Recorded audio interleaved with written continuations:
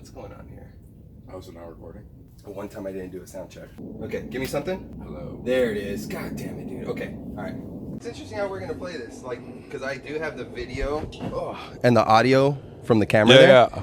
It's just not gonna be quality, but dude. We can always cut that into B-roll at like the beginning of the episode where it shows us talking, but you can't hear what we're saying. This man. This man has a voice for podcasts. I mean, I have a face for audio podcasts too. But Well, you're on video this time, man. look at me.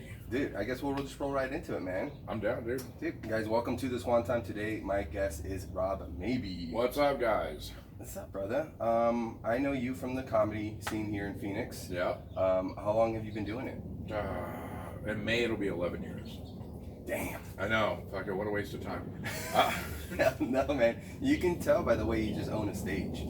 Thanks, dude. Yeah. I fucking love it, honestly. It's the best thing that ever happened to me and the worst thing that ever happened to me, in a way, you know. I can see that. I kind of devoted my whole life to it, but it seems to be working out pretty well. We just did Burnout this weekend. Yeah, AV Reina put that on. Yeah, right? yeah. How was that, man? It was great, but I'm saying it was great because I won. Like, I feel like if I would have lost, it would have been so great. I mean, it still would have been great. The fucking show was awesome, but... Yeah, but you walked away with a W. Yeah, and that's all that matters. At the end of the day, that is true. That's all that matters. That is very good. A very good observation you gave, where it's like the best thing and the worst thing that ever happened to me, and you can get that from anybody that really dives into a craft, or especially like an artist, man. Yeah. You know, there's that whole tortured artist where it's like, you know, they don't get any recognition while they're in the height of their career or like in it, and then after they pass, then people like stumble across their works and they're like, holy shit, this guy was a genius. Yeah, I don't want that to be me. Like, I want to be successful while I'm still alive. Dude, ever since I turned 40, I have a constant fear of death. Like, I never had it before, but now that's all I worry about. Yeah. So now it's making me like try even harder, because I'm like, okay, well, now I feel like there is a time limit, so I have to fucking get a lot done in a short amount of time. Yeah. There's I feel that too, that calling, that slight feeling of desperation that okay, what am I doing here on Earth, and how am I going to leave my mark? Exactly. What are you, 36? Yeah, man. How do you know? I don't know. I'm pretty good at doing that. You count my gray hairs here? Yeah. Take an average. Yeah, dude, but you're in shape now. Like, I need to get back in shape. Like, I feel like one of the reasons I'm so worried about death is because I'm so unhealthy lately. And I was like, I was never that guy. I was always healthy. And now I'm like, fuck, maybe I gotta, like, I really gotta put an effort towards it. It is. It's a habit that you have to talk. We all have that voice in our head that says, you don't gotta do it today. And I didn't do it today, you know? Yeah. But you have to just get up and do it, because nobody ever regrets, you know, going and having a workout, going to the gym. You might regret if you went a little too hard and you knew better. Yeah. But just to go and just to show up and get a couple reps, and nobody ever says, oh, I wish I wouldn't have done that. Yeah, once it's done, it's done. It's just getting motivated to do it. Yeah, and motivation is fleeting. You just have to fucking tell yourself, this is what I have to do. And easier said than done. It's just like you're trying to quit, you know, cigarettes. Quit smoking. But... Dude, I originally decided I was going to quit cigarettes when I turned 30, and now I'm 40, and I'm actually quitting. I went 15 days without smoking, and then I did a show in Tucson with a comic, you know her, Celia? Yeah, Celia, yeah. Celia likes to drink. She has a drinking problem, whatever you want to call it. So we're doing the show in Tucson, and we're just getting fucked up during the show. And I had asked her earlier if she had smokes, because like I had only been vaping, and she was like, I have a pack, but I've been vaping mostly. She's like, I bought this pack 3 days ago, I've only smoked like 4. And I was like, well, give me one, because I was kind of drunk, and I ended up smoking like the whole pack throughout the night. I know, after 14 days without a cigarette, I woke up the next day feeling so fucking bad. But then at Burnout on Saturday, I was like, I should buy a pack of smokes, like, because I knew I was going to be drinking again. So I got to break that habit. I don't mind like vaping, even when I'm drinking, but if cigarettes are available, I'm going to want to smoke them. Yeah, so that makes it. Yeah, it's almost a habit more than it is an addiction. Where it's like, oh, I just got off stage, I want to smoke. Oh, I'm about to go on stage, I want to smoke. You know, where the vape doesn't really. No, I've been battling that back and forth for the last like 2 years too, because you know, I would buy a vape, nicotine vape, and then I'd throw it away a week later. I was like, I can't do this. Yeah. And then I would get another urge, because dude, those first 2 hits that you take from a vape, magical. Yeah. But then the rest of the day, you're just chasing that. Yeah, you're just trying to get that dragon again, and that never works out. But at the same time, when you don't have it, you're like, well, it'll be different this time. Exactly, it'll be different. And I was even doing like the Zen pouches. Yeah. And I'm like, okay, that's cool for a bit. But then it just wasn't vibing, man. It just wasn't meshing with me. And so what I have noticed, it's pretty much just a head rush. Yeah. Right? So what I do is I do like 12 big Wim Hof breaths. See, Wim Hof breathing techniques. I heard you talking about this on the episode of the podcast that I listened to. Yeah. And I need to learn how to do that because I don't know if it's the head rush or what. It's a little. I would imagine with you, especially for how long you're doing it. There's something to. I want to say like therapeutic. Like we're outside. I'm sequestered from everybody else. Here's my moment of peace. I'm doing an action. I'm doing this. And nicotine, it is a stimulant. Yeah. I do. Like I remember when I would take that first hit off the vape, and I'd be on my way to work. I'd be like zoned in. It's like you're gonna knock this out. And I'm like, all right, cool. And then performance enhancing. It kind of faded away, and then I was like, well, let me get another hit. And then you're just chasing that from then on out. But yeah, the first couple of hits, it was mental clarity, stimulation. Okay, let's get to work. So nicotine is great. Yeah, it's great. And it's a stress reliever too. I've been watching this TV show Super Punked. Okay. It's the story of Uber. Oh shit. And like not even like the good story. It's like all the dirty shit that happened, all the sexual harassment. Yeah. But every time it would get to like a super stressful thing, I noticed I was hitting my vape a lot more, and I was like, oh shit, like I'm empathetically stressing with these characters, so now I'm just fucking going off, and then I was like, oh fuck, my vape's about to die, you know? Do you feel that, Rob, that you can kind of take on someone's problems or whatnot, like 100%. an empath in that sense? I feel like a lot of people think I'm kind of an asshole. Sometimes, not a lot of people, but there's definitely people that don't like me. And but for the most part, I feel like if we have like a conversation and you're explaining your life to me, I relate to you a lot more than, I put myself in your shoes. And then sometimes that works negatively. Like, it helps me bond with people that I probably shouldn't bond with. I make a lot of bad relationship decisions because of it. So you're not talking about just friends, you're talking about friends with benefits. Yeah, for sure. Dude, there's nothing hotter to me than a very beautiful girl that's witty and has a lot of trauma. Here's a proper intro. Ladies and gentlemen, welcome to This One Time. Today, my guest is Rob Maebe. We are talking about vices. We're talking about comedy. He is an empath. He makes bonds with people he probably shouldn't. And that's why he finds himself in this seat here. We're going to ask him some serious questions and some silly questions. That's a great intro. You did a shot earlier. I'm following you here. We obviously make good choices doing shots at 11 a.m. If I didn't have other things to do, I would do another shot. But I got, it's 11.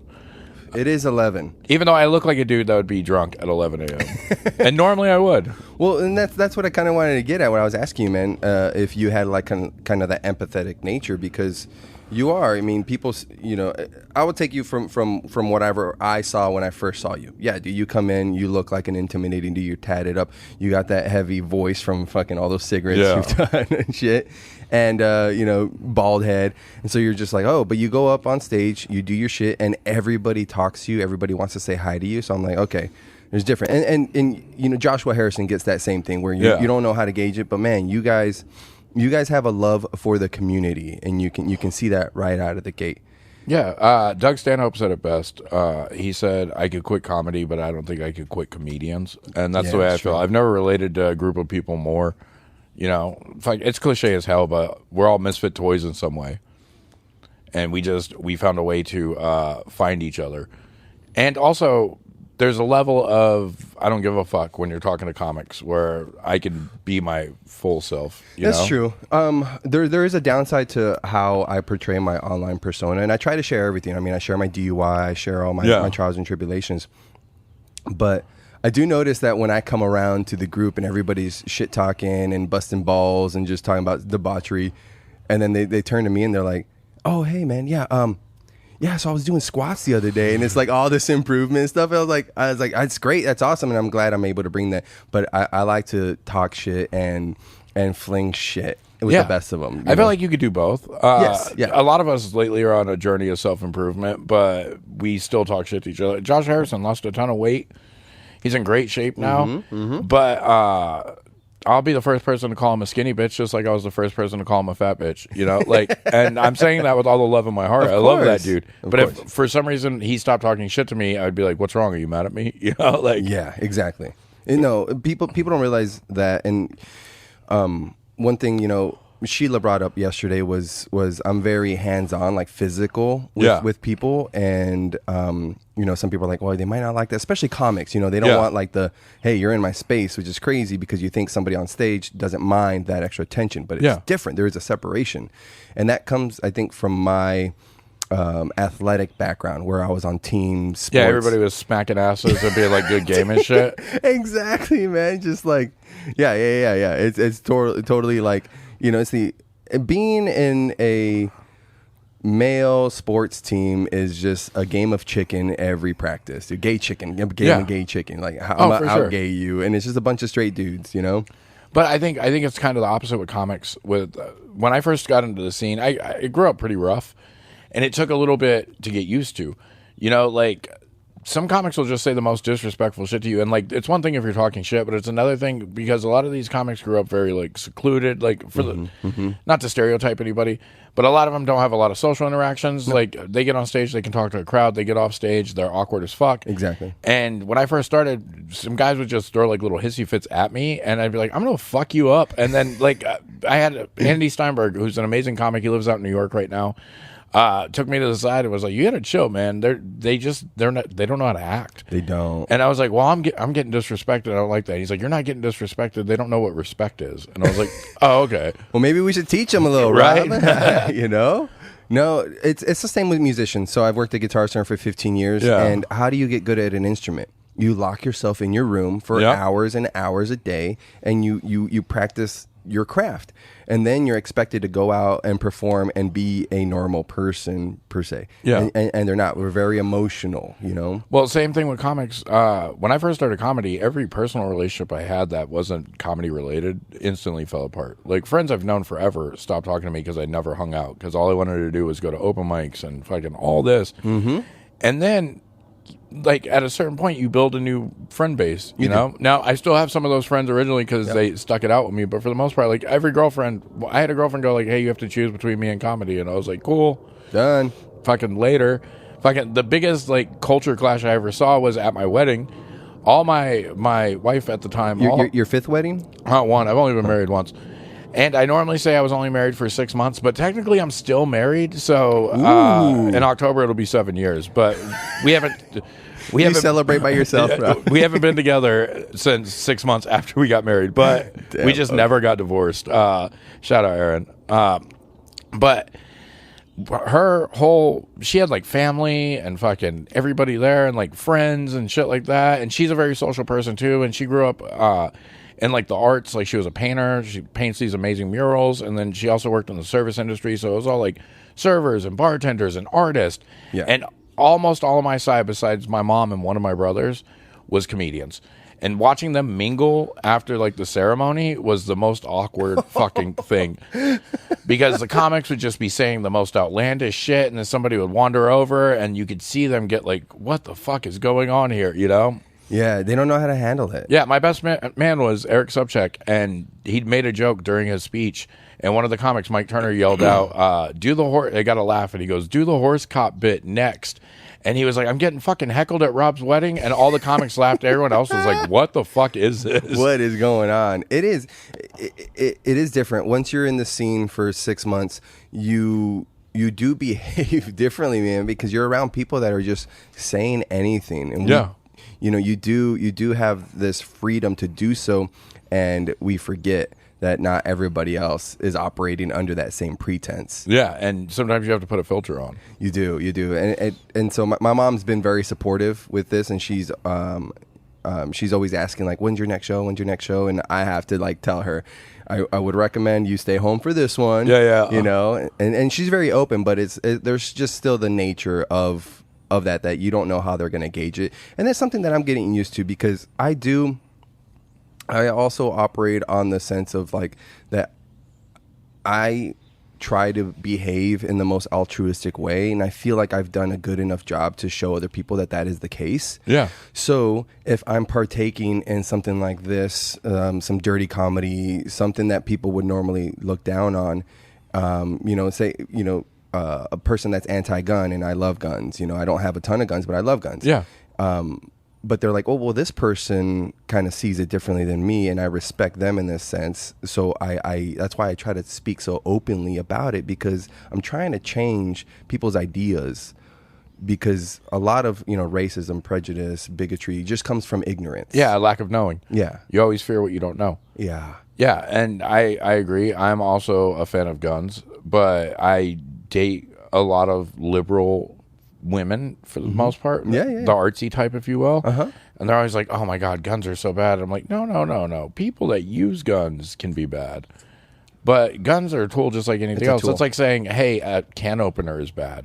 Like, yeah, if you take the sharp part and stab your sister in the face with it, it's pretty fucked up. But normally it's just used to open cans. Yeah, exactly.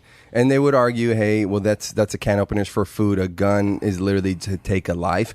But it's not just to take a life. It's to protect your own life, man, and to protect the people that you love. If you had the opportunity to protect the people that you love, would you not do it? No, 100% you would. I would do it. Yeah, why wouldn't you? Like, if somebody broke into your house, like, a lot of people that are, I hate to say this, but a lot of people that are like, guns are bad, grew up in a very privileged life, you know? Yeah. Like, sometimes you grow up in the hood and you're like, no, you need a gun. I watched my dad chase a guy down our street shooting at the back of his car when I was like 9 years old because he shot up our house. God damn. Granted, that was over a drug deal, but... So I don't. Maybe dads are bad, Like, oh yeah, dads are bad. Yeah, we start labeling all that. Yeah. Dude, when did you realize that you wanted to be a stand-up comic? I then didn't. All right. When did you realize you were a stand-up comic? A comic that I liked. This guy Ari Shaffir told me I was a comic, and I'd never been on stage. Dude, you got the blessing from Ari Shaffir, and then you're like, oh, okay, I guess the that's blessing or the curse, but. No, I went to see a comic. So I grew up, a little backstory on me, and I think I've said this on another podcast, but who cares? I haven't heard it, so let's go. I grew up homeless, like a lot. My dad had a gambling problem. He was also a criminal. He was in and out of jail sometimes. We were homeless a lot, but whenever we weren't homeless, we usually lived in like hotels. And hotels always had two things. They always had HBO and they always had Comedy Central. So growing up, I watched a lot of stand-up. Yeah. And I fucking loved it, but I didn't know you could be a comedian. Same. I thought you had to be picked. I thought, like, you went to school and then you joined, like, fucking something in school and they were like, you're a comic theater class or some shit.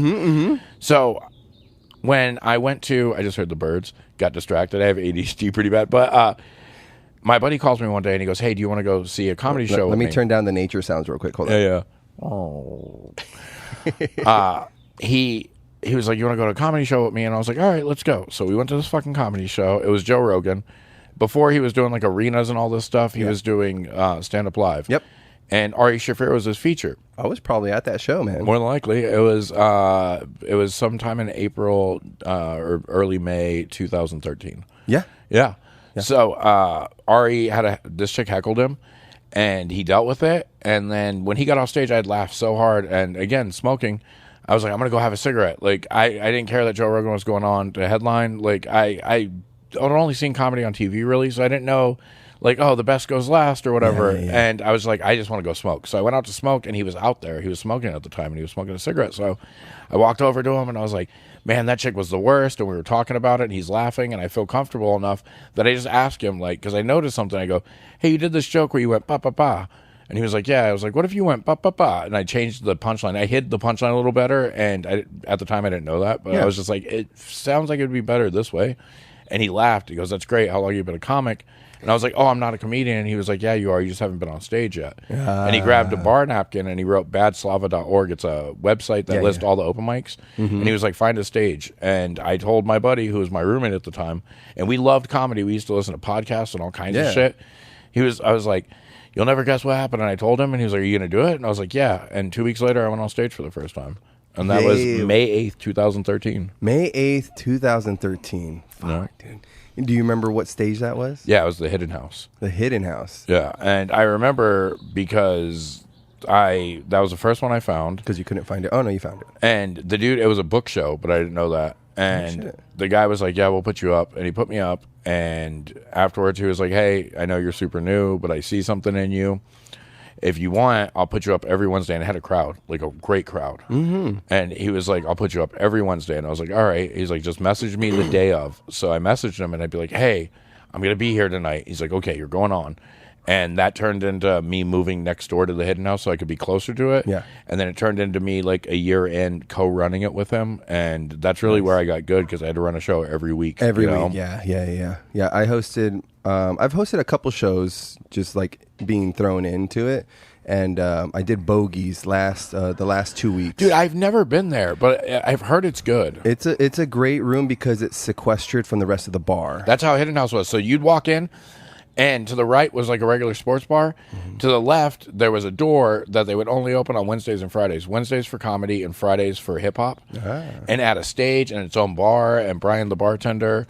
And it would just pack full of people. It felt like fucking Fight Club. Like the scene in Fight Club where they go down into the basement because there'd be a bunch of people that didn't look like they knew each other standing outside. And then fucking 9 o'clock would hit. The door would open and everybody would fill into this secret thing. Dude, what a great description of an open mic comedy spot. People that don't belong together. All coming together because it's comedy. Like if you were to go to even an open mic for music, you would be like, oh, these guys look like musicians. Yeah. Or like a show for a certain genre of music, metalheads, hip hop heads, you would know, okay, these guys are here for the show, but when it comes to comedy, it's fucking all walks of life because the humor isn't based, a lot of the humor and the stuff that really hits isn't based off of generalizations in that sense where it's like, hey, we're so niche, it's that. I'm sure it exists, but for the most part. Well, the Fight Club thing came to me because that first night I saw a guy there. Yeah. This guy, Eric Baez, he's incredibly funny. Yes. But I saw him, we talked for like 5 minutes, and then 4 days later, I'm at a sushi place downtown with my girlfriend at the time, and he's our server. Pre-wife? Yeah, way pre-wife. And he's our server. And he walks up and takes our order, and then I'm like, what's up, dude? And he's like, what's up? And it made me think of that scene in Fight Club where it's like the maitre d', he gets shit on at work, but for 5 minutes, he's a god, Yeah. And that's how I felt. He walked off, and I literally told the chick I was dating, I was like, that's one of the funniest motherfuckers I've ever met. Yeah. And she was like, really? He's a waiter. And I was like, he's a waiter now. Yeah, exactly. But you should see him on a Wednesday night, Mm-hmm. And that's how I feel. There's like a whole, until you get big enough to where all you do is work clubs, there's like a whole secret world. Like I've run into people at Home Depot where I'm like, that dude just won a massive comedy contest and he's fucking helping me pick out lumber, Laying down wood and pipe. Yep, wood and pipe and jokes, and also pipe at home from what his wife tells me. Hey now, so your first set, man. What was the best joke and the worst joke if you can remember it, and how long did you use any of that material to give people an idea? Because people think that to even hit the stage, they're like, I have to just be hitting on like anything. It's like, no, just jump in the deep end and swim to the edge. Yeah, exactly. That's the perfect way to put it. The first joke I said, which made me realize this is all I want to do. I was so nervous, and I used to wear a bunch of like either comic book T-shirts or hip-hop T-shirts, and I was wearing this Wu-Tang shirt. And I got on stage, and I go, I don't know if you could tell by the way I'm dressed, but I'm 29. And the crowd laughed, and it was a small laugh, but in my head I was like, fuck, this is all I want to do. And then I was doing this bit about how there's always one white girl on the bus that you don't fuck with, because I was riding the bus a lot, my license was suspended. Yeah. And this big white girl stands up and she goes, I'm that white bitch you don't fuck with. And I was like, I Googled you and I knew you were going to be here. And I was like, nope, not going to fuck with her. And I got to laugh. And then she came to the front of the stage, which the stage was only a foot off the ground. She came over and she shook my hand. So I shook her hand while I'm still trying to do the jokes that I've been working on for 2 weeks that I was so nervous. Yeah. And she keeps trying to talk to me. You're so funny. And I'm like, hey, okay, yeah, sit down. And she keeps talking to me. And eventually I just go, hey, sit the fuck down and shut the fuck up. I'm in the middle of something. And she's like, oh. And I was like, oh, did I piss you off? I was like, stop being a cunt and sit down. It's not about you right now. Yeah. So I get off stage. I go to the bar in the back. And this huge Mexican dude. I know, normally an oxymoron. But, like, Tallest Mexican dude I've ever seen. And I grew up with Mexican brothers. This dude was like 6'6". Oh shit. And fucking face tattoos, the whole nine. I was like, let me get a Bud Light. And Brian goes to get it for me. And the dude comes over and he goes, yo, dog, that was my girl you were talking to. And I was like, fuck, I'm gonna have to fight this guy. It's my first night doing comedy. I got to fight someone. And then when Brian goes to give me the beer, he goes, it's on my tab. Oh. And I was like, what? He goes, yeah, you said all the shit I can't say to her. And that's when I was like, this is the best fucking thing ever. It is, man. I'm not in that nature like you guys. I'm not that comfortable yet to really talk shit to the crowd. I don't know what it is. I think it's a little bit of my, like, I want everybody to be kind of included. And in my head, it's like, here's this well thought out idea that I think is funny to you guys. But there's an art to the roasting, and which I love roasts. Roasts in my mind are something else. But like at a regular comedy show, people know, like, don't sit up near the front, don't do this, don't do that, or you're gonna get shit on. Well, see, I hate that don't sit up near the front thing, because then you get fucking local shows, not at clubs because they'll force people to sit up front, but like at like a local like Thursday night show with the empty front row, because they're like, oh no, I don't want to get roasted. We're not gonna say anything to you unless you fucking say something to me. Like, my rule is, I have material, I want to do that. Yeah. The moment you become an interruption to that material, though, fucking, I'm taking the gloves off. I'm just gonna make fun of you until you shut up, and then I'll go back to the material. And it's beautiful, man, because it's people are waiting for it. As soon as someone speaks up and says something, they're like, oh, this bitch is about to get, you know, what they got coming to them. Yeah, for sure. And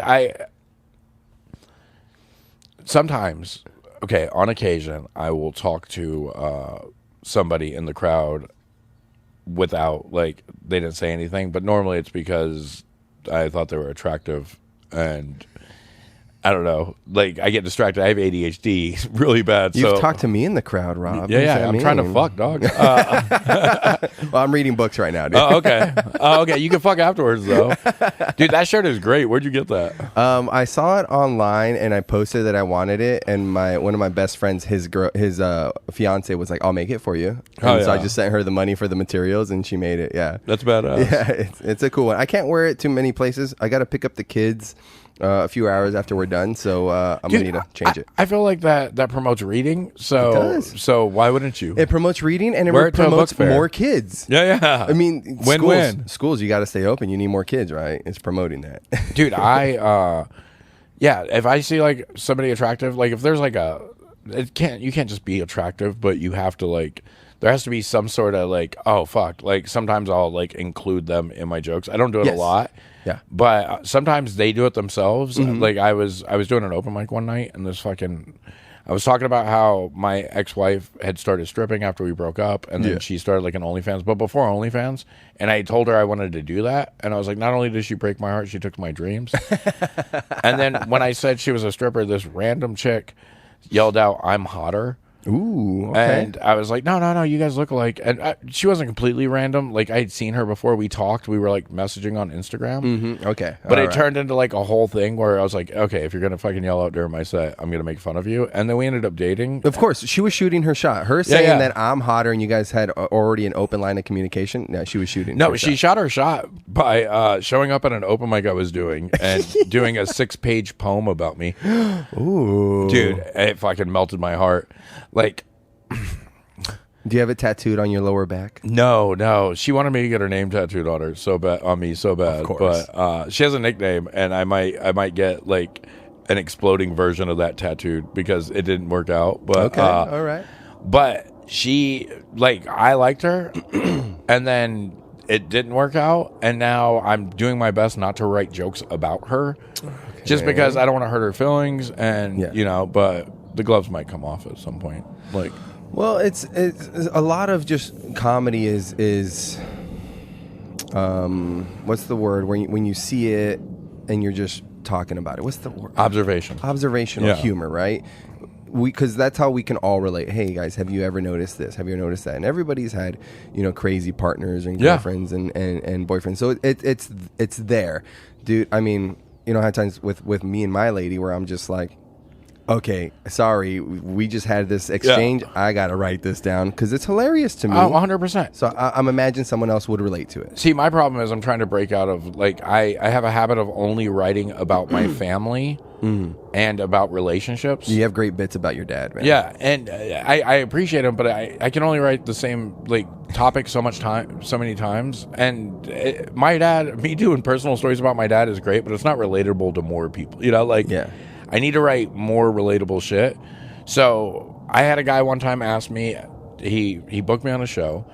And he was like, so it was a book show, but I was like, I'm working out new material tonight. He goes, oh, what's it about, your dad or your girlfriend? Oh, and I was like, fuck, man. All right. Damn it. I need to write about something else. But this relationship, it just ended and it affected me. So now I'm like, fuck, I want to write about this, but also I don't want to fall in that trap again. Yeah. And I would just say to you as the artist and the creative, just write what speaks to you, man. If that's what it is, dude, that's it. Because you know what? People are going to pick up on the fact that you're talking about something that you're forcing instead of this is just coming to me, man. So it comes off natural. It comes off, okay, man, this is, so what? That's what you do, you know?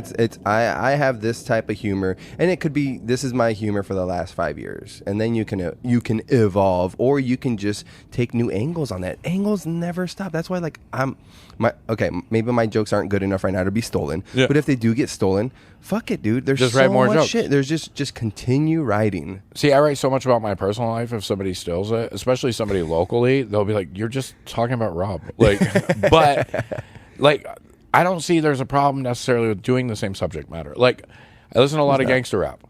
Pretty much the same subject matter.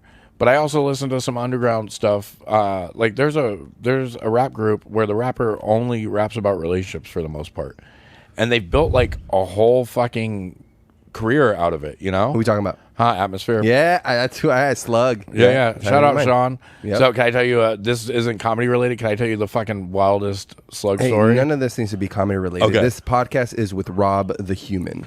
So the first relationship I was ever in, I met the girl when I was 15. We dated until we were like 24. It ended really badly. We're friends now. I actually talked to her like an hour ago. But for 15 years, we didn't talk at all. You know, we recently became friends like a year and a half ago. But when the relationship ended, so I love hip hop. It's like one of my favorite things. I used to post. I found this hip hop message board, and I was posting on it and shit because like I'm a little bit of a nerd too. Like I used to build websites, but also love hip hop and paint graffiti. You know, it's a weird dichotomy. But somebody was like, the new Atmosphere album's out, and somebody made a post like, this shit is garbage. I hate it. Emo rap is what people have called it. Yeah, and I started defending it because I love it. You know, like I have emotions. I want to fucking listen to some emotional shit every once in a while. And me and this dude get in a fucking massive argument back and forth for like 2 days. And then I was like, well, fuck you, dude. You obviously don't know what you're talking about. And then he messages me privately on the message board, and it's Sean from Atmosphere. He's the one that's been arguing with me about his own music. Oh, man. Yeah. Fucking, it was a message board called Fill of Flavor. And his name was, Sean Likes Monster Trucks, I think. But he messaged me, and he was like, yo, I'm actually Slug from Atmosphere. I was just fucking with you. And he sent me a picture of him like holding up a thing with my username. It was F Kruger back in the day. Yeah. And I was like, oh shit, dude, what's up? And he was like, a bunch of your favorite underground rappers are on this message board. He pointed them all out to me, like A$AP Rock, like a bunch of people. And I was like, oh fuck. And I felt like I was in the in party.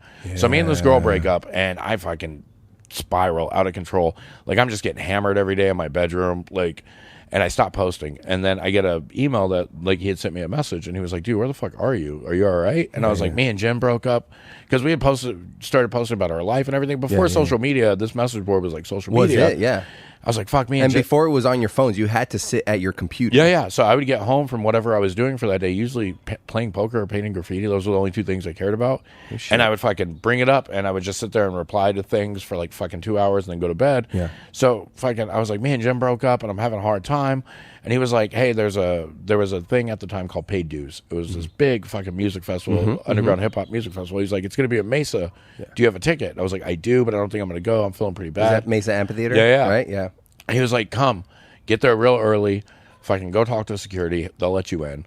And I went and I spent the whole day with like my favorite rappers. Dude, I got fucking chills. I love fucking Atmosphere. Dude, he fucking saved my life, because I was like depressed, like might kill myself depressed. And after that day, like I got to hang out with everybody. Fucking changed my fucking life. If anyone's listening and wants more information on the story, if you scroll deep enough into my Instagram, I posted a picture of us like doing these weird b-boy poses. It looks like I have long hair, but it's just a shirt I have hanging off of my head.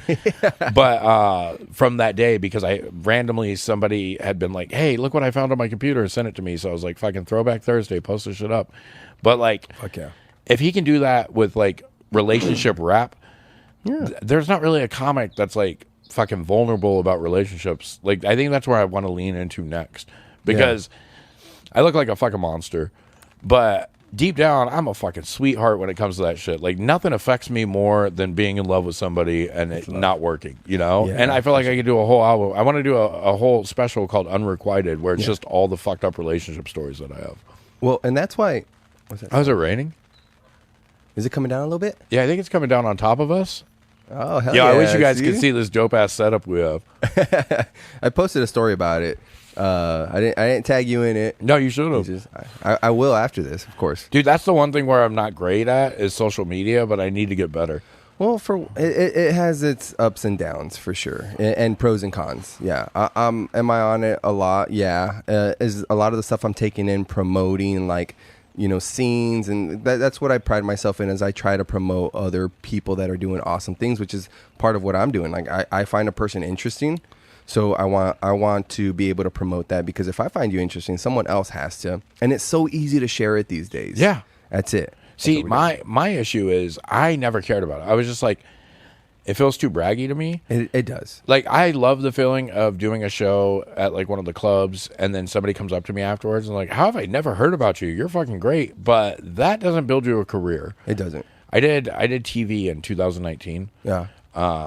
This fucking Puff Daddy has a TV network called Revolt. Okay. They did a TV show called Funny as Fuck, and it's like a stand-up show. So each episode is 22 minutes. Each comic gets 11 minutes for their episode. So, and afterwards, this guy, I did my set. This guy comes up to me. He's wearing like a really nice suit. And I was like, he's like, hey, loved your stuff. And I was like, thank you. He's like, I work for CAA, which is like this huge fucking agency. Like, it's great. Like, if you get a CAA agent, your career is pretty much made. Gotcha. And he's like, we'd love to work with you. We love your story, mixed race family, all this, blah, blah, blah, blah, blah. And I'm like, yeah.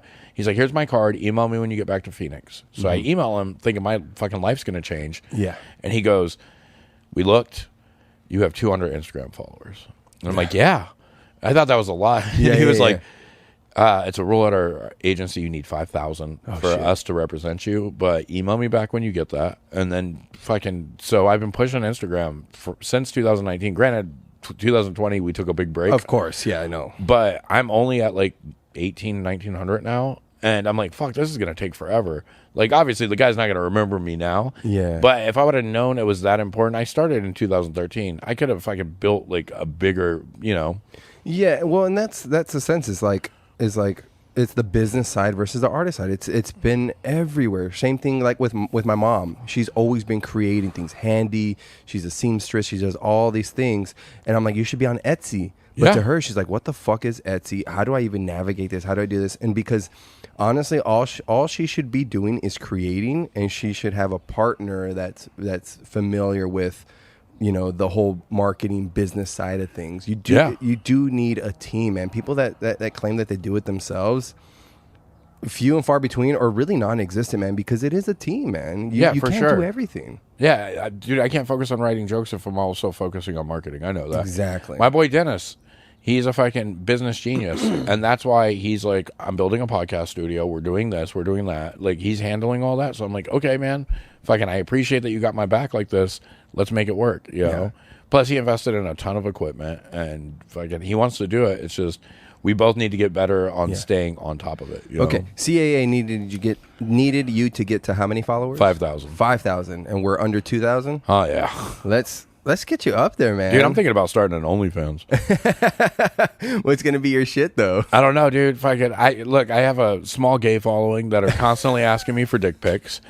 And at first I'm like, it would be weird if I sent you a dick pic, but it won't be weird if you just pay for a dick pic, you know? Dude, when I got divorced, I found out real quick my demographic. Yeah. My demographic for when I'm out is middle-aged white women Uh-huh. and gay guys. Yeah. Yeah, they approach me all the time. Dude, like, get in where you fit what in. are you after? What are you after? What's going on?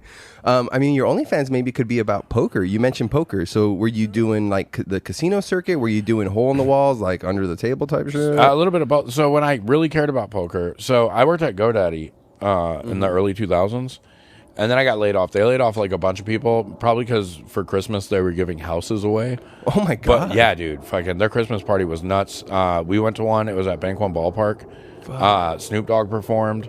And yeah, they paid Snoop Dogg to perform, and they gave away a house, 2 cars, and like a shit ton of iPads back in the day. But, or maybe not iPads, whatever the fuck it was at the time.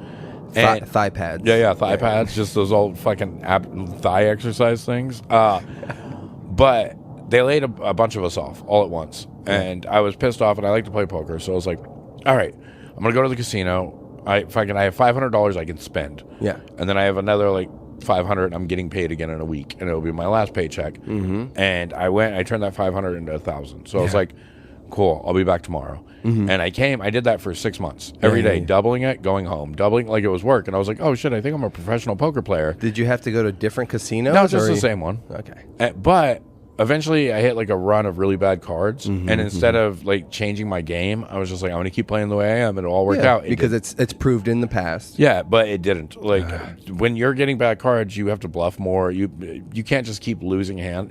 Folding. And so I stopped after like 6 months. Like 2 weeks of bad cards, I was like, all right, I gotta get a regular job. But that's what I was doing. But I don't know, dude. So I had an idea where I love sexuality and also sluts.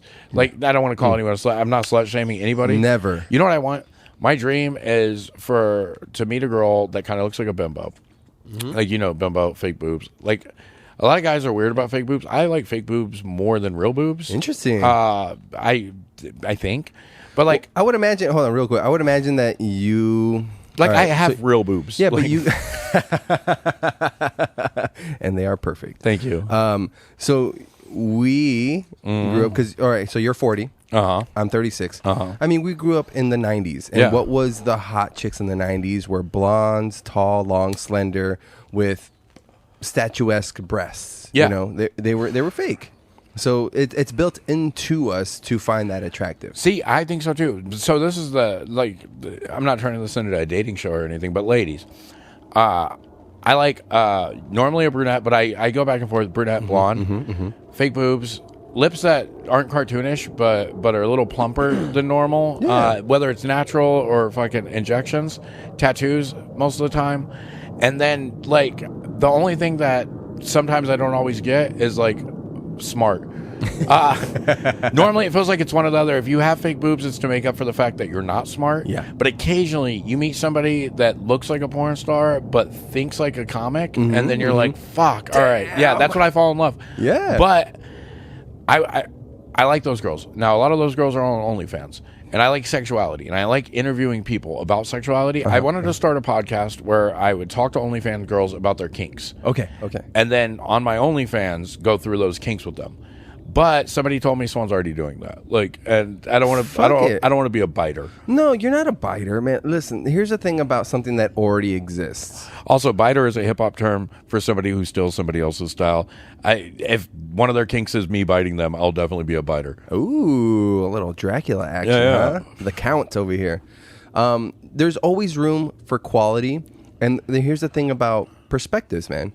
That's what it comes down to, is your angle on this. Because what are you going to do if the guy right before you goes up and talks about their dad and their relationships? Are you going to be like, well, fuck, I can't do my comedy? Oh, no, not at all. Because we have different, for sure. Exactly.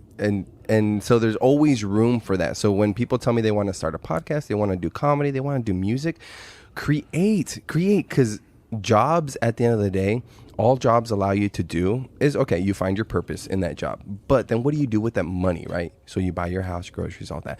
But then the disposable income goes to the arts, to movies, to shows, to concerts, to all that entertainment. So that's what we willingly spend our money on when we don't have to cover, our everyday expenses. They're not necessities. Yeah, exactly. But we still spend money on them like they are. Yeah, but I would say it is, man, because to actually live and enjoy the world and what it has to offer is the art forms. Well, I think that's the point of life, is to take in art and experiences. Mm-hmm. And I feel like at some point we figured out this money situation, and it kind of derailed us. Like, granted, we probably wouldn't be as far advanced as we are if it wasn't for the fact that there was money involved. There has to be a push. Money and women, or for the most part, because you want to have more money, you want to impress women. Yeah. Like, at least that's what I think. Like, technology, a lot of the big technological founders in the fucking late 80s, computers came a long way because people wanted to innovate and they wanted to impress people. They wanted to make money. They wanted to impress women. But I think if money had never been a thing, and it was just like, hey, we're going to make stuff, we would have eventually got to where we're at. Might have taken a little bit longer, but we'd have been much happier as people. Yeah, it would have taken longer. We'd be happier. I mean, shit, dude, if Steve Jobs and Bill Gates were getting pussy left and right, you think they would have created the companies? Not at all. No. Well, actually, I don't know. Maybe Steve Jobs would have. Bill Gates? No. But Jobs fucking had a kid. Like, women seemed to like him. He was charismatic. But I only know this because recently, like literally 2 days ago, I watched both the Steve Jobs movies, one after another, to see which one was better. The one with Michael Fassbender was better. I thought. Magneto. Yeah. Fucking, he played it so well. God, he's so good. But like I was telling you earlier, I don't know if I told you this, but I was watching the whole Uber series. The fucking. Oh yes, you were telling me. Yeah. It's called Super Pumped. It's really good. And I watched the BlackBerry movie before. I've been in a real kick where I'm watching people build companies for some reason. Okay. All of those were good, and all of them, they were doing it for the love, where they were like, I want to make something that's going to change the world. But at the same time, all of them had love interest. Exactly. At the end of the day, we're still here. It's in our genes to push our genes forward.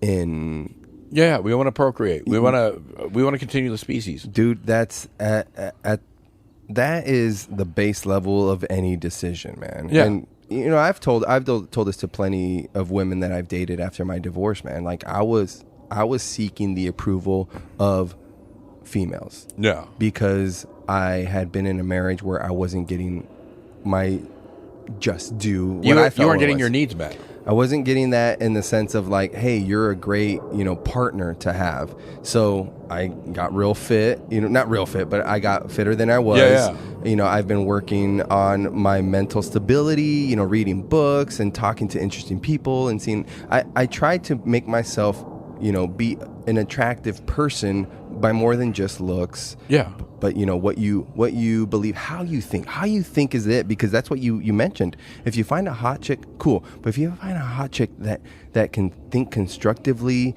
and has a sense of humor, that is up here. And that's why, like, some people that are like really good looking, like, not that I pity them, but they have it hard in a sense as well, because it's like, I don't care what you have to say, you just look good. Yeah. It's like, no, I got something to say. You have to. I feel like if you're what people consider like incredibly attractive traditionally the hot, whole time, like, you work less hard on your other things. But whereas if you're ugly and then you get attractive, you have a great personality. Like, it's like a blind person, all their other senses are heightened, they say. I feel like that's how an ugly person that becomes beautiful is, where it's like, oh, I already have everything else, and now I look great. Dude, who do you think comes harder, deaf people or blind people? Dude, I think deaf people come harder because they can make as much noise as they want, and you would never know. Oh, my God. Like, okay, I've never been with a deaf girl. And if she's watching with the subtitles on, probably... fucking hit me up, slide into my DMs, because I've always wanted to experience like what that sounds like. Yeah. Imagine getting your ass eaten out by a deaf would it be a blind lesbian with no fingers? Because she has to read Braille with her tongue. Okay, she'd be pretty good. She's just reading the chapter book of my asshole. That would be fucking amazing. Spreading them book cheeks, dude. The book cheeks. I love that, dude. I don't know why she has to be a lesbian, but... Yeah, that's true, yeah. Well, I feel like she's eating my ass and she's loving it, and then she gets to my balls and she's like, fuck, this isn't a woman? Like, give me your best female voice, dude. Hello. See, that's why I need to be with a blind girl, because then she could be, or a deaf girl, because she could be a deaf lesbian. Yeah, well, you already mentioned you already got the tits. So. Yeah. I'm working on getting rid of them, though. We'll get there, Rob. Dude, COVID fucked me. Like, fucking, I did that TV thing, and then I had 2 months of casino gigs booked. Yeah. COVID hit, canceled all those, and then the girl that I was dating at the time, who I think is probably my soulmate, like, it didn't work out. Like, we just got on each other's nerves after spending like a year with each other every day. Yeah.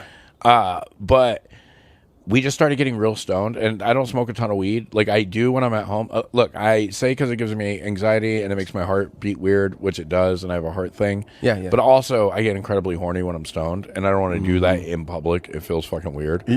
But me and her would just get super stoned and then make the craziest desserts we could make, and then fucking eat them and watch, like, To Catch a Predator or something, you know? Oh, my God. And I didn't realize I had gotten fat until the places started opening up, and I got booked at House of Comedy, and one of the comics there that I was working with that weekend goes, I walk in and he just goes, "Damn, dog, you got fat." And I was like, oh, fuck. I gained like 65 pounds, but it happened so gradually, I didn't notice it. You don't notice? Yeah, because you see yourself in the mirror every day, so you're like, oh, I look a little different, you know? But I was like, oh, fuck. So now I'm trying to lose it again. Yeah, that's the benefit of running into people you haven't seen in months, right? Yeah. They're like, oh, hey, hey, you lost like 10 pounds. Hey, is everything all right? You gained like 20. That's what's going on now, because I saw people on Saturday, and they're like, you're losing weight. And I was like, yeah, it's not happening fast enough. But, like, at the end of COVID, I was at like 250, which I was 185 before COVID. Dang, dude. I know, dog.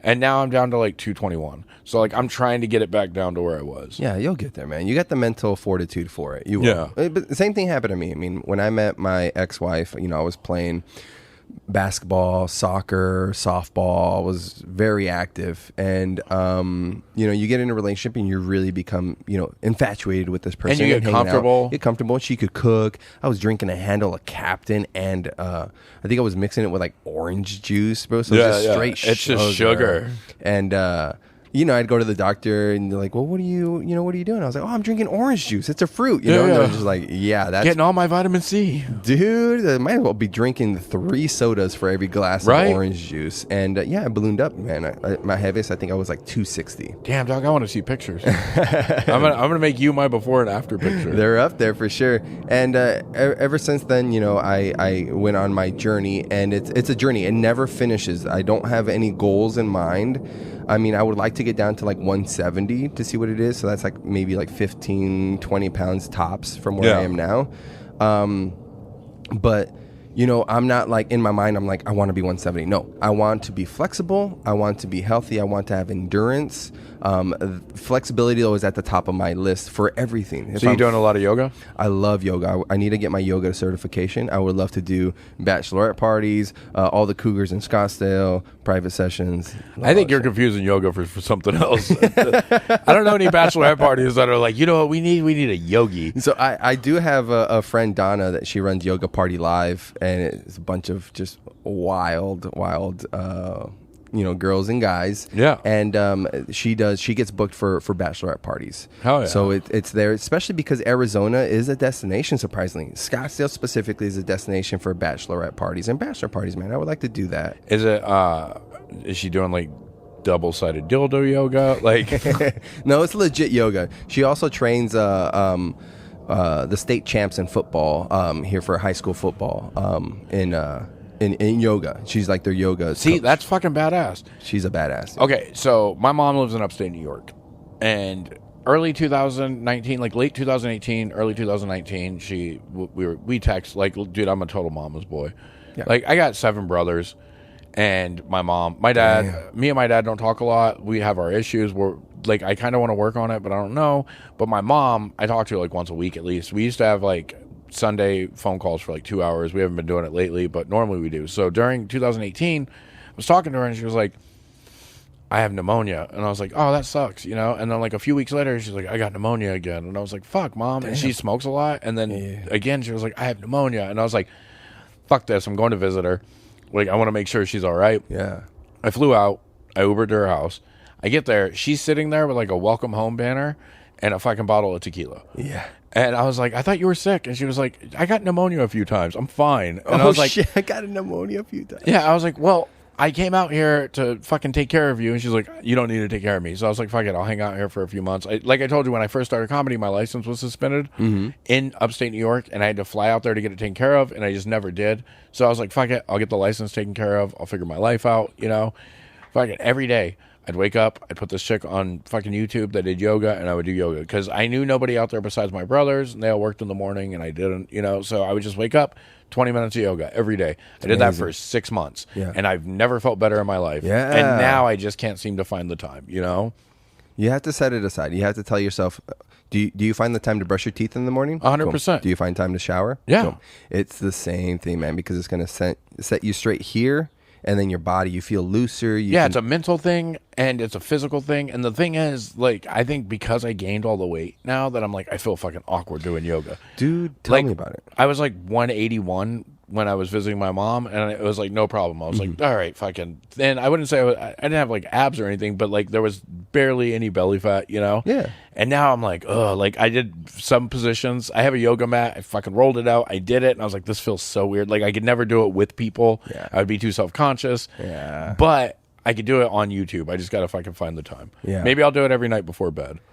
That would be good, relaxing, because it's an intentional act, and it zones you into the moment. That's the thing about being, you know, physically active in that sense, is like you're not thinking of anything else except the task at hand, and it allows you to kind of center, work on your breathing, meditate. You know, usually what's the hardest position in yoga? The hardest position is just lying still. Yeah. Because we can't. You twitch, you move there, and to empty your mind, that is the hardest thing. You would think it's like, oh, it's this hold. Okay, cool. Yeah, you got to build up the strength for that. But honestly, being able to be thoughtless and motionless is the hardest thing as a human. Yeah, because it's a mental exercise as well as a physical exercise. Yeah. Dude, you know what I want to do? There's a guy, well, there's a few people, but like one of them is this dude, Chris Herrera, on YouTube, and it's all body weight exercises, but he does these things where like he'll fucking put himself up on just his hands and then like spin, like all that. And I was like, dude, I fucking want to do that one day. Like I grew up loving hip hop. I broke dance.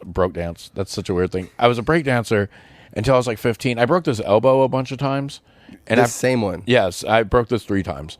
Jesus. Yeah, and after the 3rd time, I used to do this thing where it's called a 90, where you put all your body weight on your hand and spin around on it. It was my favorite thing. And after the 3rd time, I couldn't do it. Like, I would crumble. So I stopped breakdancing. But I'm like, if I did that when I was fucking 15, I should be able to do it when I'm 40. So, like, my goal over the next year is to try to get back into, like, a decent enough shape to where maybe not do that, but, like, do more of that, like, body weight thing. Yeah. Where you, like, plank your body just on your hands and you're just, like, flat out. Like, Yeah. Because that's it, man. I mean, at the end of the day, do we want those big muscles that look great? Cool. But I don't. I want to look like Brad Pitt from Fight Club. Not to bring it back, but like fucking. Well, that's my whole idea, is long and lean, flexible, because I don't want to be this fucking muscled out, you know, bulging at every fucking angle, and then I can't wipe my own ass. Exactly. And if I get any more, like if I lose the weight and put on a bunch of muscle, I'm just going to look more like a bouncer. Like people automatically assume I'm a bouncer. Dude, how many times have I stood outside of someplace smoking and someone will walk up and hand me their ID? And you're like, thanks for the fake. See you later. I'm going to sell it. No, I'll just go, it's a $10 cover charge. And then just fucking put it in my pocket.